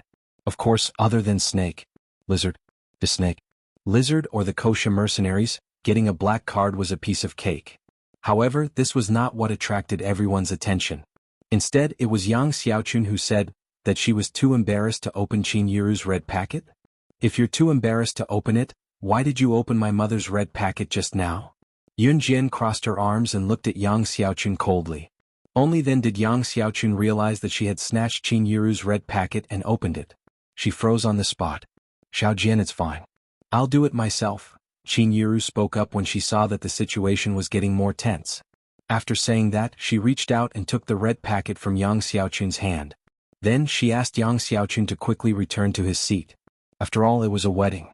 What they wanted was peace. Since Qin Yiru had spoken, Yun Jian didn't say anything. After Yang Xiaochun left the stage, Qin Yiru held the black card in her hand and tried to return it to Snake Lizard. This card is too expensive. Andy can't afford it.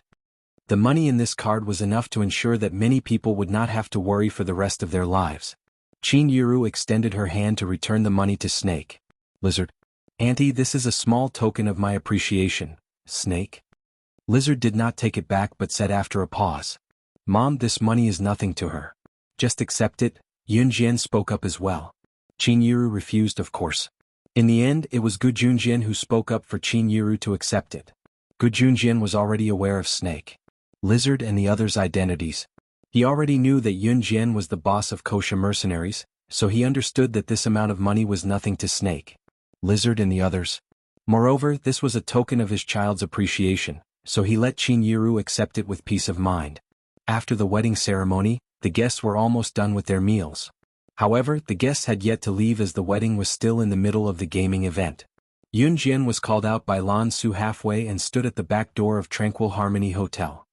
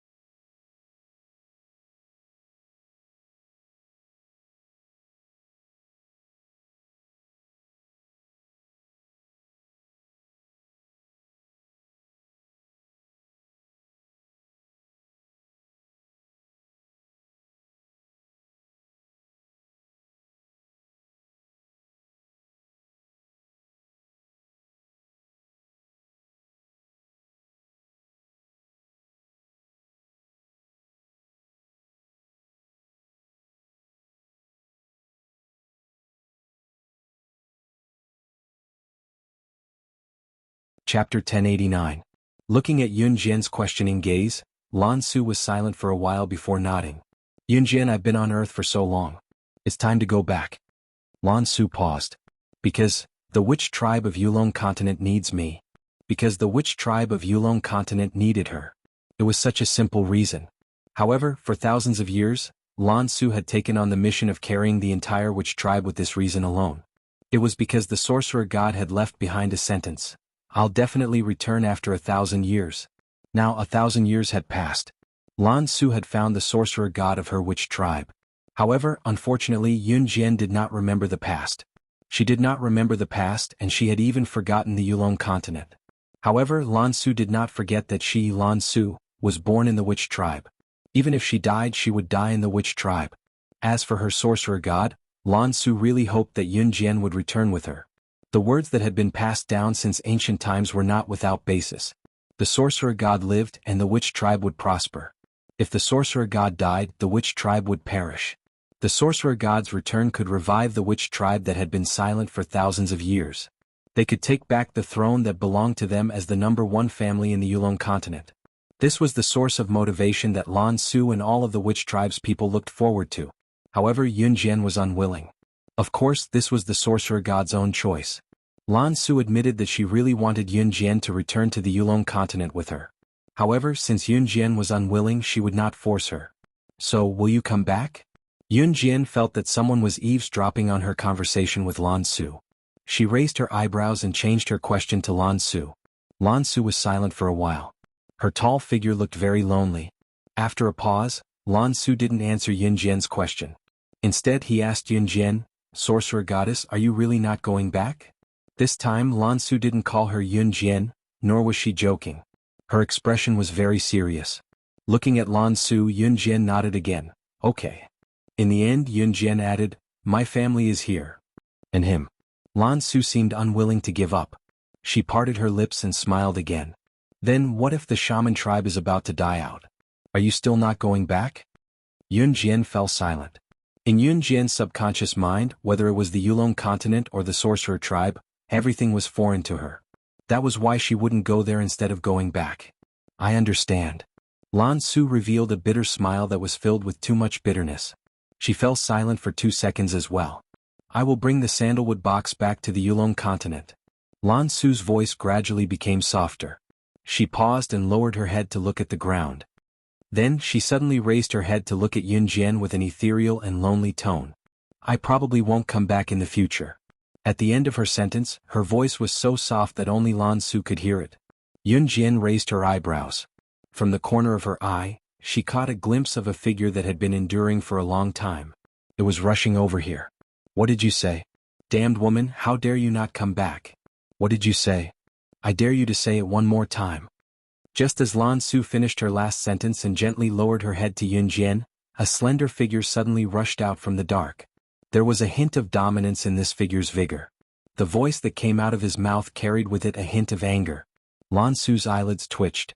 She had just raised her eyes when she saw Yun Jian's innocent face, who looked like she was watching a show.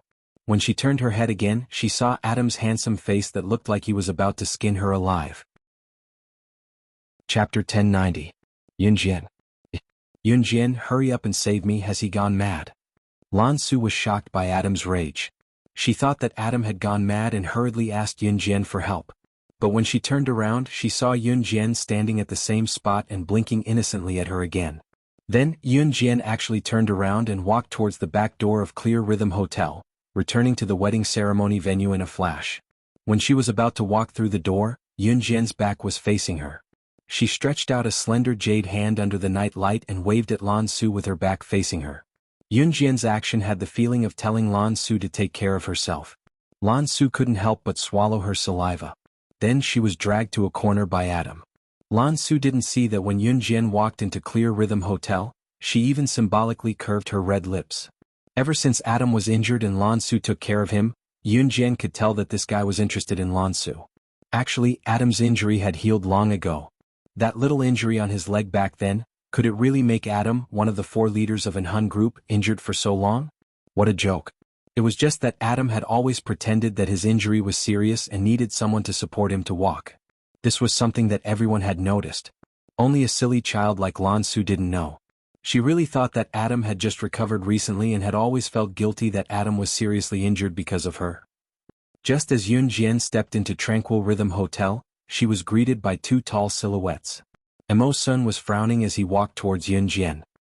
He looked at Yun Jian and paused before asking, "Young mistress, did you see Adam just now?" Yun Jian raised her eyebrows. She didn't blush at all when she lied. "No, you're looking for him? How can there be anything?" Emo Sun is just a little worried about that brat Adam. To be honest, that brat Adam has never let us be at ease. Holding a glass of wine, Shuang bumped into Emo Sun with a smile. After that, he put his arm around Emo Sun's shoulder. Yun Jian narrowed her eyes. Just as she was about to say something, a familiar and pleasant male voice came from behind her. "Are you too bored out of your minds? You're not going to help, huh?" Si Yi's magnetic and pleasant male voice came from behind her. When she came back to her senses, Yun Jian felt that she had been pulled into a broad body with a familiar warmth. Si Yi bluntly said to Emo Sun and Shuang. Now that the wedding ceremony was over, all the big shots were planning to leave by car. Qin Yiru and Gu Yunjian's fellow villagers were also planning to leave with wedding candies. There were still some things that needed to be cleaned up, so Si Yi asked Emo Sun and Shuang to help. After listening to Si Yi's words, Emo Sun and Shuang left in a flash. Si Yi hugged Yun Jian from behind and rested his chin on her shoulder. "What naughty things did you do this time?" Si Yi's sword-like eyebrows flashed. He smiled and said, "Matchmaking." Yun Jian only smiled slightly. Then she nimbly broke free from Si Yi's embrace and took 2 steps forward. Si Yi raised his handsome eyebrows and followed her. On the other side, Lan Su was dragged by Adam to a dark corner. "Are you crazy?" Lan Su was mercilessly thrown to the corner by Adam. She was hit hard by the wall and shouted at Adam when she came back to her senses. "Yes, I am crazy." Adam pressed Lan Su against the wall in a rather violent manner. He reached out his right hand and punched the wall. The mud wall was smashed into powder by Adam's punch. "Tell me, why are you leaving?" Adam's eyes were red. Lan Su was silent for 2 seconds. She didn't dare to look directly into Adam's eyes. After a pause, she looked directly at Adam. "What does it have to do with you whether I leave or not?" Chapter 1091. Adam felt like he was crazy. He must be crazy right now. When he heard that this damn woman was leaving, Adam felt like his whole world was about to collapse. This kind of feeling was really like one of the things that one loved was about to leave one's side. More importantly, what did this damn woman say? She probably won't come back? Won't come back? Dream on. She wanted to leave? She didn't even ask for his permission. Adam bit Lan Su's lips hard. Lan Su's height was very tall, but in front of Adam she still appeared very small. Moreover, Adam bent down and kissed her directly. Lan Su didn't even have time to react. By the time Lan Su reacted, Adam was already holding her head and fiercely biting her lips. The 4 leaders of the Inhun organization were all virgins. Don't laugh when you see this. Because not only were they virgins, they still had their first kiss. Probably influenced by Si Yi's hatred of women, the 4 leaders of the Inhun organization didn't have a single woman by their side. Even when Shuang represented the kosher mercenaries to meet other organizations in places like nightclubs, Shuang always kept a distance from women. Therefore, when Adam bit Lan Su's lips, it was extremely awkward. This kiss was like biting each other. When Lan Su was kissed hard by Adam, she almost pushed Adam away at the same time. However, she couldn't push him away no matter how hard she tried. Therefore, she bared her teeth and bit Adam's lips hard, trying to push him away. Tears welled up in her eyes. Whether it was in Yulong mainland or on Earth, Lan Su had always maintained her cold and aloof image. Lan Su didn't purposely maintain this image. It was just her nature. The witches had their own rules. Witches weren't allowed to have too much contact with men. Therefore, Lan Su always kept a distance of a few meters from men. When Adam was injured, it was all her fault. Therefore, Lan Su had planned to support Adam the entire time.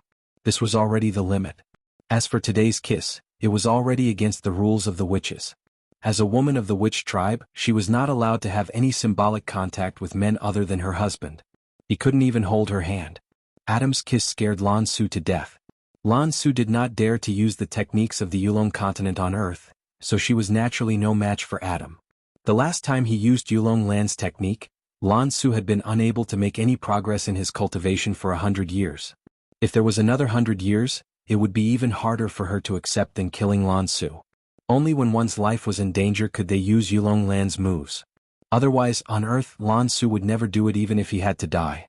Adam kissed Lan Su for 10 minutes. Lan Su also used her pair of weak and frail hands to slap Adam for a full 10 minutes. She even bit him with all her might. By the time he let go, Adam's lips were already stained with Lan Su's blood. Chapter 1092. Lan Su had just turned around when she was pulled back by Adam. "You still want to leave?" Adam's voice was low and deep. There was a hint of, "If you dare to leave, I'll teach you a lesson," in his domineering tone. Lan Su's hand was once again grabbed by Adam.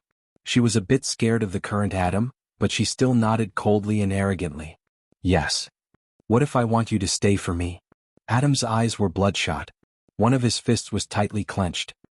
He looked at Lan Su's frail body with her back facing him and asked fiercely. "I'm sorry Lan Su lowered her head. She had no choice but to leave. She existed because she was the sorcerer god's guardian. She was the sorcerer god's guardian, and also the sorcerer tribe's guardian. The sorcerer god could choose not to return, but she had to leave. Apologize? Adam suddenly grabbed Lan Su's hand and laughed with bloodshot eyes. "Can't have any physical contact with men? To hell with the tribe's rules. I'm going to *CK you today." Adam suddenly grabbed Lan Su's hand. His grip on Lan Su was shockingly strong. At the same time, he grabbed Lan Su tightly and walked straight to the luxurious suite he had been staying in for the past few days at Clear Rhythm Hotel. Adam did not stay at Dong Ruan's house for the past few days mainly because there was no one at Dong Ruan's house. Everyone from Dong Ruan's family had gathered at Zhang Meihua's house in Xinjiang town. Adam was fortunate enough to have moved out. He chose to stay at Clear Rhythm Hotel where the wedding banquet was held. Lan Su's face turned pale when she heard Adam's last sentence. "Are you crazy? If a woman from the sorcerer tribe has any relationship with a man, I can only kill you." Lan Su's face instantly turned pale. She did not even know why Adam would say something like that to her and do something so outrageous. "There's a second choice, isn't there?" Adam dragged Lan Su to the entrance of the hotel suite. He swiped the access card and dragged Lan Su inside. There was indeed a second option.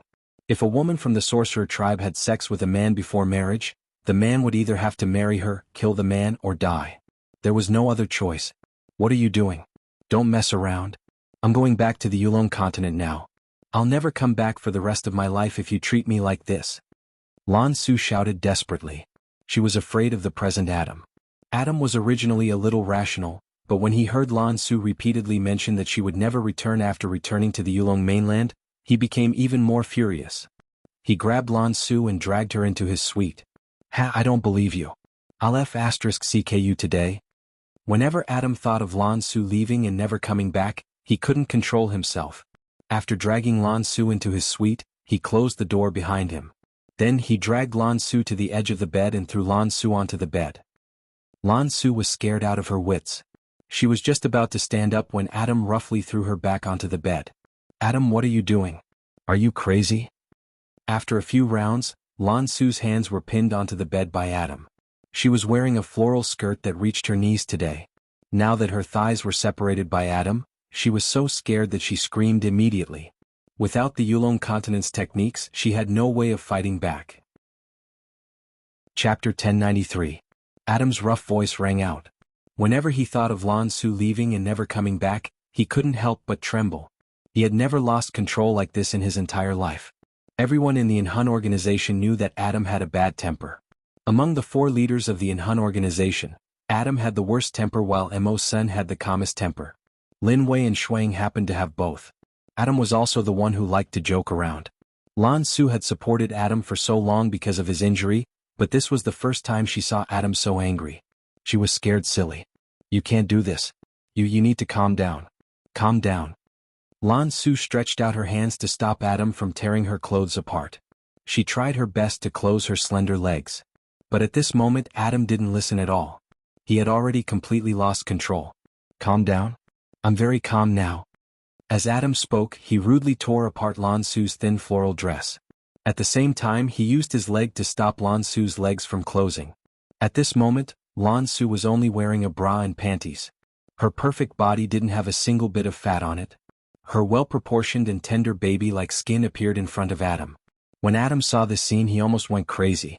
At this moment, even if the Heavenly King came, he would still do her. Her 2 shameful places were torn off. Her hands were raised high and her thighs were completely pushed apart. When she felt Adam's naked body pressing down on her, Lan Su gave up struggling. What happened in the hotel suite didn't affect the few people who were still cleaning up the mess of the wedding ceremony. Other than Adam, the 4 leaders of the Inhun organization were helping to clean up the mess of the wedding ceremony. Where do you think Adam went? Why hasn't he come back to help after so long? Shuiying fiddled with the things in his hands lazily as he spoke. He went to mess with people again. That's his only hobby. Even Lin Wei, who didn't like to talk, spoke up. Lin Wei was the oldest among the 4 leaders of the Inhun organization. At the same time, he was also the most mature when it came to handling matters. Among the 3 of them, only Mo Sen did not say a word. Mo Sen had a bad premonition, but he couldn't tell what it was. The wedding was completely over, but the mess in the bridal chamber had yet to begin. All the international bigwigs took their leave one after another. Even Siren said goodbye to Yunjian and returned to Country M. Most of Xinjiang town's neighbors who had come to attend the wedding had left. The disturbance at the bridal chamber at night was just a prank between a group of close friends and relatives. Most of the people had already left. The helpers were still busy. There were many things that needed to be moved back from the wedding ceremony. Yunjian was the only one there, sitting on a bench with her arms crossed leisurely. Ce had already been dragged away by Yun Yi to help. Ce dared not slack off when his future daughter-in-law's brother asked for his help. As a result, the leader of the Inhun organization, the young master of the strongest armaments family in the Cold Pavilion, was now reduced to being ordered around to do work for others. But the most bizarre thing was that he was willing to help. Since Ce was called to help, Yunjian sat alone on the bench. Qingyu had also been asked to help by her brother. Yunjian sat on the stool with one arm leaning against the dining table while her other hand lifted her phone gently to glance at the time on it. It had been less than half an hour since the guests left. Sister Jian. Just as she saw that the time on her phone was 7 o'clock, 2 silhouettes appeared in front of Yunjian. It was not hard to tell that they were snake, lizard and tiger. Leopard. Let's go. Yunjian turned off her phone, a faint murderous glint flashing across her eyes. Chapter 1095. Adam felt Lan Su's deep resistance, and his stubborn temper flared up again. Just as he was about to push Lan Su down again, he met Lan Su's teary eyes. Adam was stunned. Fuck, where did I hurt you? Adam hurriedly got up from Lan Su and then sat to the side. He looked back and forth a few times, but didn't find any wounds on Lan Su's body. His worried look for Lan Su was 10,000 times more exaggerated than when he was heavily injured. Lan Su glanced at Adam and then turned around to ignore Adam. Seeing this, Adam fiercely slapped his head.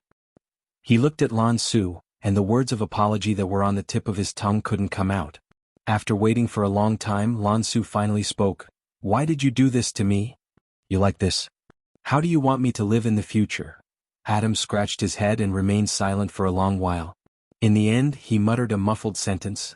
I was impulsive. Adam had never lost control like this before. Damn it. Just as Adam said this, he saw Lan Su, who was lying down with her back to him, slowly reach out her right wrist that should have been marked with the chastity mark. If my clansmen knew about this, they would kill you.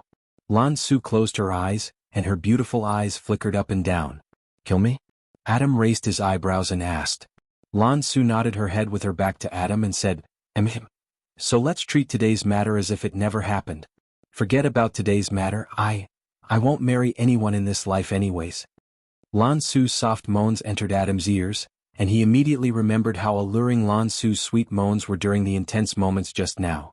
Adam resisted the urge to push Lan Su down again, and reached out his hand to grab Lan Su, forcing Lan Su to look into his eyes. Then Adam resisted the rough words that came out of his mouth. He looked Lan Su in his eyes, and added a hint of sweetness in his domineering tone. Damn woman, you're already like this with me and you want me to forget today's matter? Not a chance. Let me tell you, your father, will definitely marry you. Adam held Lan Su's face, and said these words in a flustered and exasperated manner.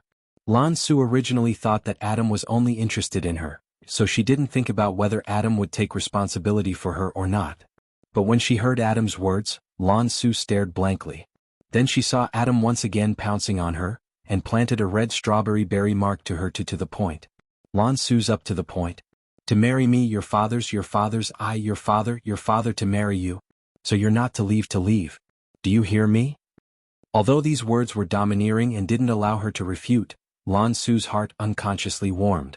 She actually couldn't help but reach out her hand to respond to Adam. A moment of lingering.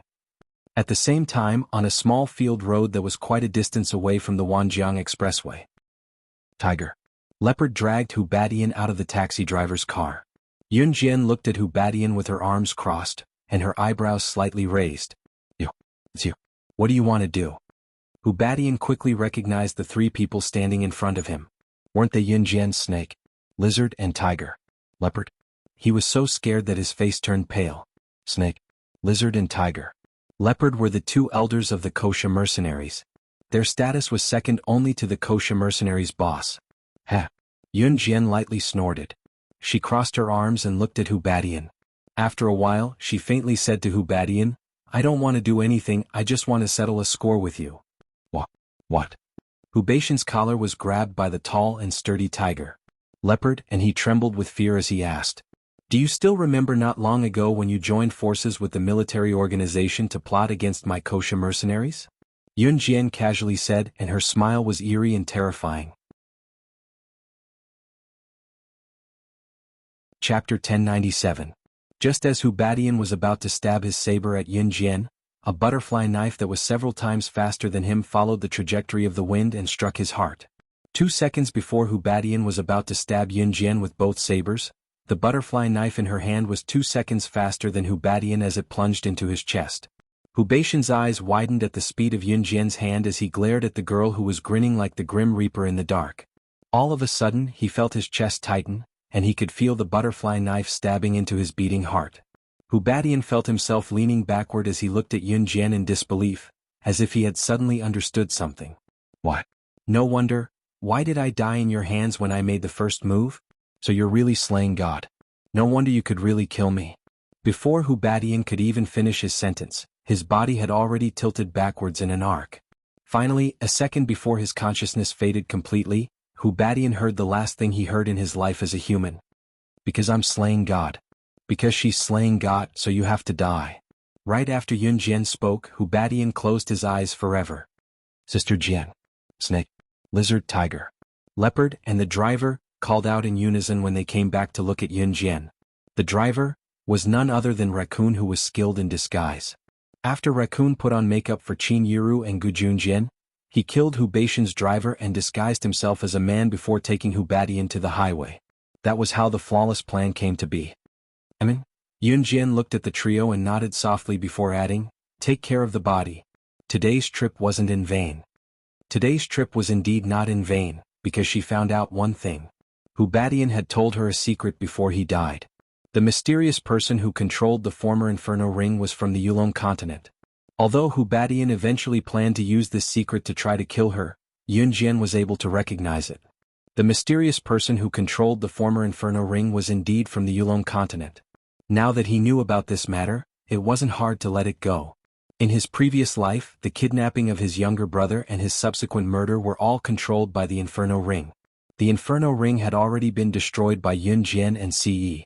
Later, he found out that there was someone else controlling the Inferno Ring. Later, a series of things happened to Yun Jian, including various assassination attempts. It could be deduced that all of this had something to do with that mysterious man. Ever since Yun Jian was assassinated, Yun Jian and Ce had never given up on investigating this matter. Especially Ce. Everything Yun Jian knew today was told to her by Ce. Today she finally knew that the mysterious man was from the Yulong continent. By the time Yun Jian returned to Clear Rhythm Hotel, it was already 7:30 p.m. Most of the things here were already packed and Qin Yiru had already been sent back to Gu Yunjian's house. Many of Gu Yunjian's comrades had also gone to Gu Yunjian's house noisily. They rolled up their sleeves and said that they were going to wreak havoc in the new house. Yun Jian had just gotten out of the car when she saw Ce walking towards her. Where did you go? Ce walked over and grabbed her little hand, asking softly. To kill someone? Yun Jian narrowed her eyes. She said it so softly that only the two of them could hear it. Then he shouted at Adam, Adam, put on your clothes and get out here. With that, Mo-sen turned and left. This was the first time in his life that Mo-sen was so angry. When Mo-sen just came in, Lan Su buried her head under the blanket. They all knew? She was too ashamed to face them. Yun Jian smiled. She stood at a distance and looked at Lan Su and Adam who were huddled together under the blanket. She looked straight at the bulging Lan Su under the blanket and said, "Don't go back to Yulong mainland first. I'll go back with you during the summer break." With that, she turned and left the room, leaving some space for Lan Su and Adam. As soon as Yun Jian finished speaking, Lan Su popped her head out of the blanket in surprise and joy. "Yun Jian, really?" Chapter 1099. "Damn it, woman, can't you open your eyes for me? You're not even wearing any F***king clothes." Adam didn't say the last sentence. He reached his hand into his hair impatiently. He was very impatient, but he suppressed his violent temper and growled at Lan Su. Lan Su was really too excited just now. Yun Jian actually agreed to return to Yulong mainland. So Lan Su was really too excited. "Sorry, I was too excited." Lan Su wasn't even listening to what Adam was saying to her right now. She was so excited that her entire body was trembling. She was so excited that she couldn't control herself. So she opened her mouth and replied to Adam carelessly. Adam was just yelled at by Mo Sen and he was in a mess right now. In the end, when he heard Lan Su's extremely perfunctory words, the corners of his mouth immediately twitched. Lan Su was excited. She had just slid her pure white jade feet to the ground and was about to pick up the embarrassing inner and outer clothes that were thrown messily on the ground. Her legs suddenly went soft and a certain part of her body hurt. Her entire body almost went limp and fell to the ground. Adam caught her hand in time and flipped her entire body back onto the bed. Adam's figure flashed, and he propped himself up on Lan Su's upper body without an inch of clothing. He looked sharply at her naked body under the bedding. "Don't look." Lan Su was shocked. She hurriedly reached out her hand to cover her chest, covering a certain part. "What are you covering up for?" "Not only have I seen it, I've also touched it all over." Adam curled his lips wickedly and said these shameful words very seriously. "You." Lan Su's face instantly flushed red. Her rosy cheeks were pink and tender. When Adam saw this scene, he almost couldn't help but do Lan Su again. But considering that Yun Jian and the others had already walked out of the door and were walking towards the living room on the first floor, Adam still turned over and stood up. After Yun Jian and Mo Sen came out of the big suite, they followed the others to the living room on the first floor of the hotel. He left all the space for the two people in the room. Mo Sen's face was terrifyingly dark. Even Shui Ying and Lin Wei, two people who didn't understand romance, could feel that the atmosphere was not right. "Ah, what's the matter, Mo Sen? Don't tell me you're jealous of that brat Adam?" Shui Ying laughed as he walked in front of Mo Sen, and lightly placed his hand on Mo Sen's shoulder. However, Mo Sen slapped his hand away. "Hey, what's wrong?" Shui Ying couldn't understand. He laughed and said, "Hey, what's wrong?" On the other side, Yun Jian was sitting on a leather sofa in the lounge of the large living room on the first floor. Ziyi was standing beside Yun Jian. After waiting for a while, they finally saw two people walking down the stairs. Chapter 1100.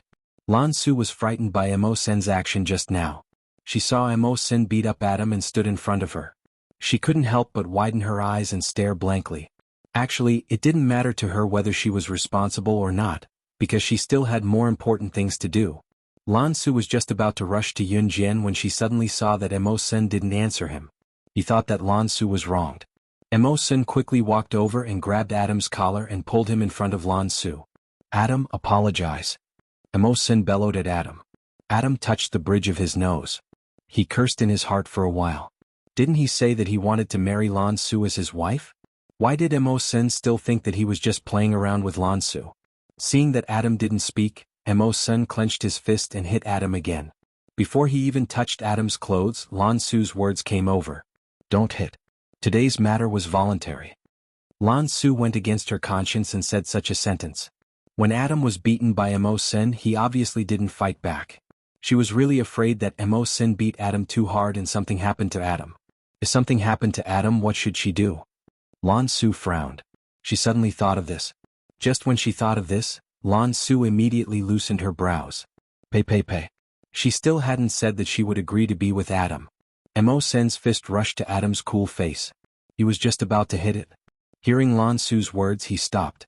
"Adam, don't forget what Mom and Dad said to us before they passed away. In this life, you can only be loyal to one woman. Once you've decided on a person, you have to protect her with your life." Mo Sen clenched his fist and placed it in front of Adam's head. In the end, he didn't hit Adam but said such words. With that, he turned around and left the place. He quickly walked out of the door of Clear Rhythm Hotel. After Emo-sen left, Adam stood in the same place.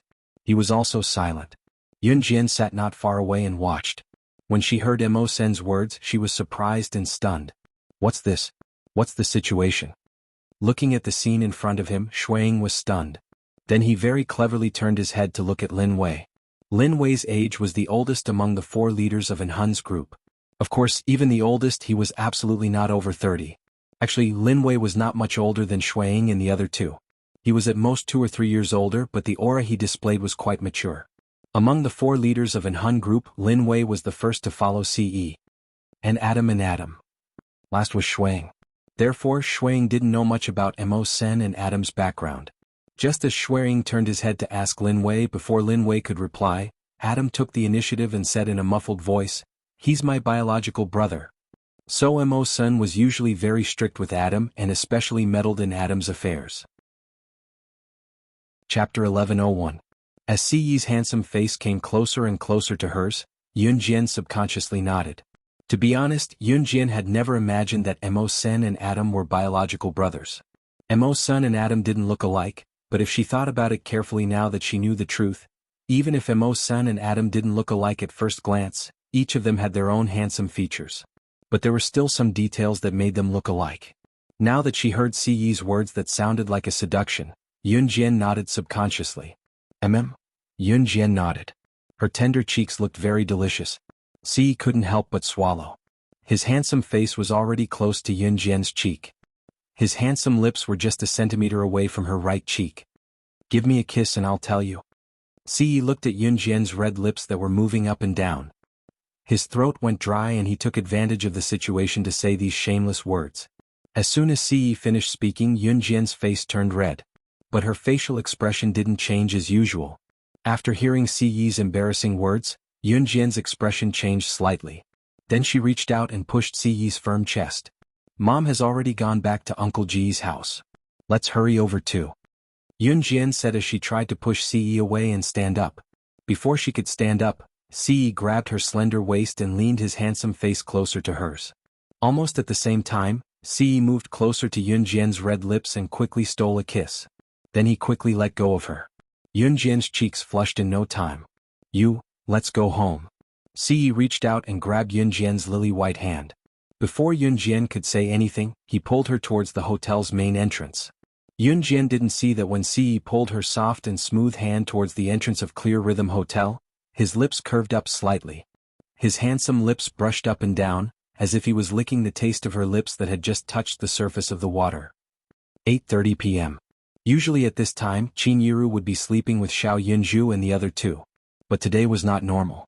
Today was Qin Yiru and Gu Yunjian's wedding. In Gu Yunjian's villa. Qin Yiru's relatives had already returned to Xinjiang town. Those who stayed were Gu Yunjian's friends and family, especially Gu Yunjian's comrades. They were all vowing to snatch the brides who had returned to their bridal chamber. There was an unwritten rule when people of Longmen City got married. On the night after the wedding ceremony, when the bride returned to her bridal chamber, the groom's relatives and friends could rush into the bridal chamber to snatch the bride and bridesmaids. Those who snatched the bride or bridesmaids out of the bridal chamber and carried them downstairs would receive a huge gift from the groom. Of course, it was not just those who snatched the bride and bridesmaids out of the bridal chamber. "This is..." Yunjian raised her eyebrows. "We'll live here in the future. It'll only belong to the 2 of us." CE opened the door of the villa and led Yunjian inside. Then CE paused and said, "It'll only take 3 minutes to walk to Uncle Ji's house from here. You can go there at any time." So, he had long planned to buy the surrounding land and had people build this villa a long time ago? Yunjian stared at CE for a few seconds. At this moment, the surroundings were very quiet. The dim yellow light from the ceiling shone down and enveloped Yunjian, making her look exceptionally alluring. The door was tightly shut. Chapter 11:03. Xiao Jian. CE was on top of Yunjian. His manly voice drifted to Yunjian's side, making Yunjian's rosy cheeks flush even deeper. "Get up. I'm going to sleep." Yunjian blushed and pushed CE's chest casually, but CE pinned her down on the sofa with no intention of getting up. CE had already bent down to put his head close to Yunjian's neck, brushing his lips softly across Yunjian's collarbone. Yunjian shuddered. He pressed down on her like this, and she could even feel a certain part of his desire pressing against her embarrassing place, gradually expanding. Xiao Jian. While Yun Jian was still in a daze, Ce had already reached her earlobe and kissed her delicately. "Don't do this, I still have school tomorrow?"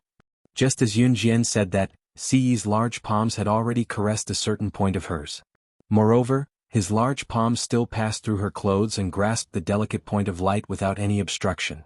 Just as Yun Jian pressed down on Ce's hand that was moving about, she felt a chill below her. In the next second, Ce had already removed the pants that were covering her legs. His hands caressed her skin gently.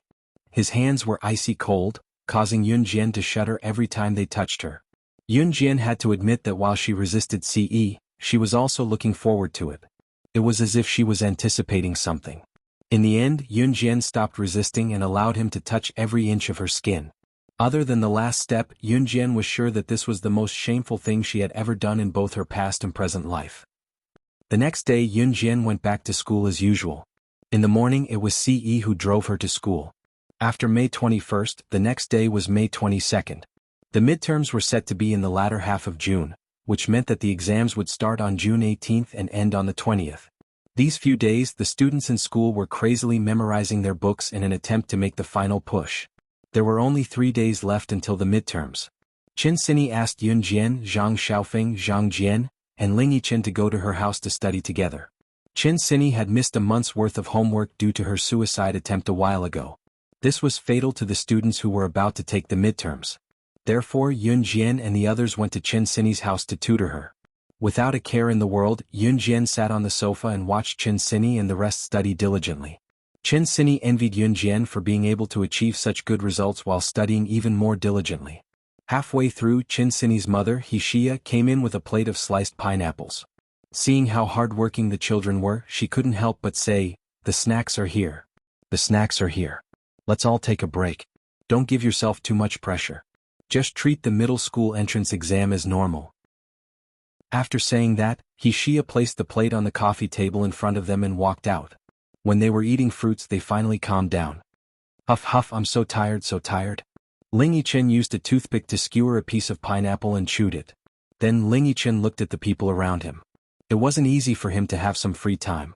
In his exhaustion, he naturally had to set a pleasant and relaxing goal so that he could continue working hard in the long and arduous period ahead. Therefore Ling Yichen asked everyone something they had been looking forward to. "What are your plans after the midterms?" "Of course we're going to eat and drink to our heart's content." Qin Sini's eyes lit up at the mention of this. After the group finished talking, it was Yun Jian's turn. Yun Jian suddenly remembered that Chu Ning and the others had invited her to Min City's military academy after the midterms. Yun Jian raised her eyebrows. Before she could take a step, she caught a glimpse of Li Hang, who was surrounded by the crowd, walking over. Li Hang's bodyguards pushed the crowd aside, allowing Li Hang to see Yun Jian. When Li Hang saw Yun Jian he was stunned. In the past few months, a slender figure had appeared in his mind. That person was Yun Jian. Back then Ce broke his wrist, causing him to have to recuperate for a long time. He had been brooding over this matter, thinking that the next time he saw Yun Jian, he would use her as his sex toy. He was going to turn Yun Jian into his venting object and capture Ce to break all his meridians. He was going to show Ce the despair he felt when he took his woman as his own. Li Hang had been looking for Yun Jian for a long time, but he couldn't find her. Chapter 1105. It could be said that Yun Jian's cold and arrogant personality and the way she swung the butterfly knife to kick the guards away, even using it to slash the clothes of the guards who tried to stop her at the entrance of Baiguang Model Agency. If the knife had slid in a little more or stabbed deeper, the guards would have been dead. Yun Jian's movements were uncanny, but it was this uncanny ability that gave people endless room for imagination. It even made Yun Jian look mysterious, which was why Li Hang was attracted by Yun Jian's mysteriousness and could not forget her for a long time. Li Hang thought that he must have been possessed. He had not slept well for the past few months. Closing his eyes, his mind was filled with the image of Yun Jian's slender figure and perfect figure, as well as her stunning face. She was so mesmerizing and gentle. Li Hang had never been one to let himself Chapter be wrong. 1106. He had long sent people to search for Yun Jian when she had entered Baiguang Model Agency. It was a piece of cake for him to find a girl in Longmen lying helplessly on the ground. However, in the process of searching for Yun Jian, it was as if someone had purposely erased Yun Jian's whereabouts when his men were searching for her. Sight. It was as if she was not from Earth that it made one feel sorry for her. Li Hang could not find Yun Jian no matter how hard he tried. Baiguang Model Agency. Therefore, Li Hang was overjoyed to see Yun Jian today. Had offended when Yun Jian saw Li Hang rushing toward her, she narrowed her eyes and curled her lips into a mocking smile. Baiguang Model Agency had naturally been terminated. She didn't pay any attention to Li Hang at all and was about to walk without Baiguang Model Agency. Li Hang felt a blow to himself when he saw that Yun Jian was ignoring him. Looking at the resources around him better than which one of them was not screaming and jostling to rush to him when they saw him. Li Hang was an actor did not even care about their lives. So when she saw Li Hang, how dare she ignore him? Felt like she was looking at Chen Sini, who was lying in a pool of blood to stop her. Beauty, why are you leaving was also the mastermind behind Chen Sini's incident. We met at this moment. Yun Jian had the urge to show off his handsomeness in front of her. Li Hang deliberately flipped his short hair. Li Hang had obediently stepped aside today. Her short hair caused a large group of girls around her to scream. But unfortunately, Li Hang was unwilling to let go. Although the man who appeared last time was taller and more handsome than him, that had appeared in his mind for the past few months was her. It wasn't that Li Hang wanted to brag, but if he needed he was looking for in the vast world drove Li Hang crazy. Obediently spread their legs and lie on the bed like a pup, the surrounding fans were to take them. If Li Hang had any other fan present who had received such attention from Li Hang, later on, they would when those female fans got pregnant, he even forced them to have an abortion. Not only was she lost her right to be a mother forever because she had an abortion. Li Hang, in the end, Li Hang himself was also forced him to do so with money. But he quickly recovered his senses. Li Hang's actions caused the girls present to scream, was joking with him, but it didn't affect Yun Jian at all. So Li Hang smiled and pretended to be very gentle to Yun Jian. Beauty, your words don't match your looks. You're pretty, so this kind of joke doesn't match you. As Li Hang spoke, he shook his head again, pretending to be very handsome. Just as he finished speaking, Yun Jian's cold voice rang in his ears again. You don't believe me, do you? As soon as Yun Jian's words rang out, Li Hang felt a ruthless force flying toward him. In the next second, everyone saw Yun Jian stretch out her leg and kick Li Hang in the abdomen, knocking him to the ground. At the same time, her figure flashed and she followed closely behind, stomping her foot hard on Li Hang's abdomen. Ah, my hung. Seeing their idol being stepped on by Yun Jian, the fans began to scream and tried to rush over. But just as the fans rushed over, they were shocked by the shiny thing in Yun Jian's hand and stopped in their tracks. He saw that Yun Jian was holding a butterfly knife that had appeared out of nowhere and was casually swinging it twice. These fans were all frightened and stopped in their tracks. How dare you do this to my hung? Li Hang's female manager was shocked. She was about to stand up and threaten Yun Jian. Before she could threaten her, Yun Jian chuckled. Why wouldn't I dare?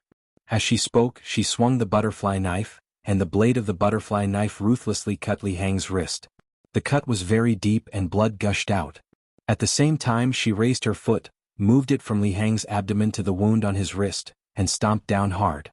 Li Hang was in so much pain that he rolled around. Seeing the blood in Li Hang's body spurting out of his wrist, everyone present turned pale with fright. Li Hang's bodyguards wanted to stop her. You're tuning in to the Han Li's Wuxia Chronicles YouTube channel. We're so grateful for your support and don't forget to subscribe to join us on this incredible journey through captivating stories. Your generosity through donations truly makes a world of difference, as it's the primary source of revenue that allows me to expand and enhance this channel for you. Thank you from the bottom of my heart for being a part of this adventure.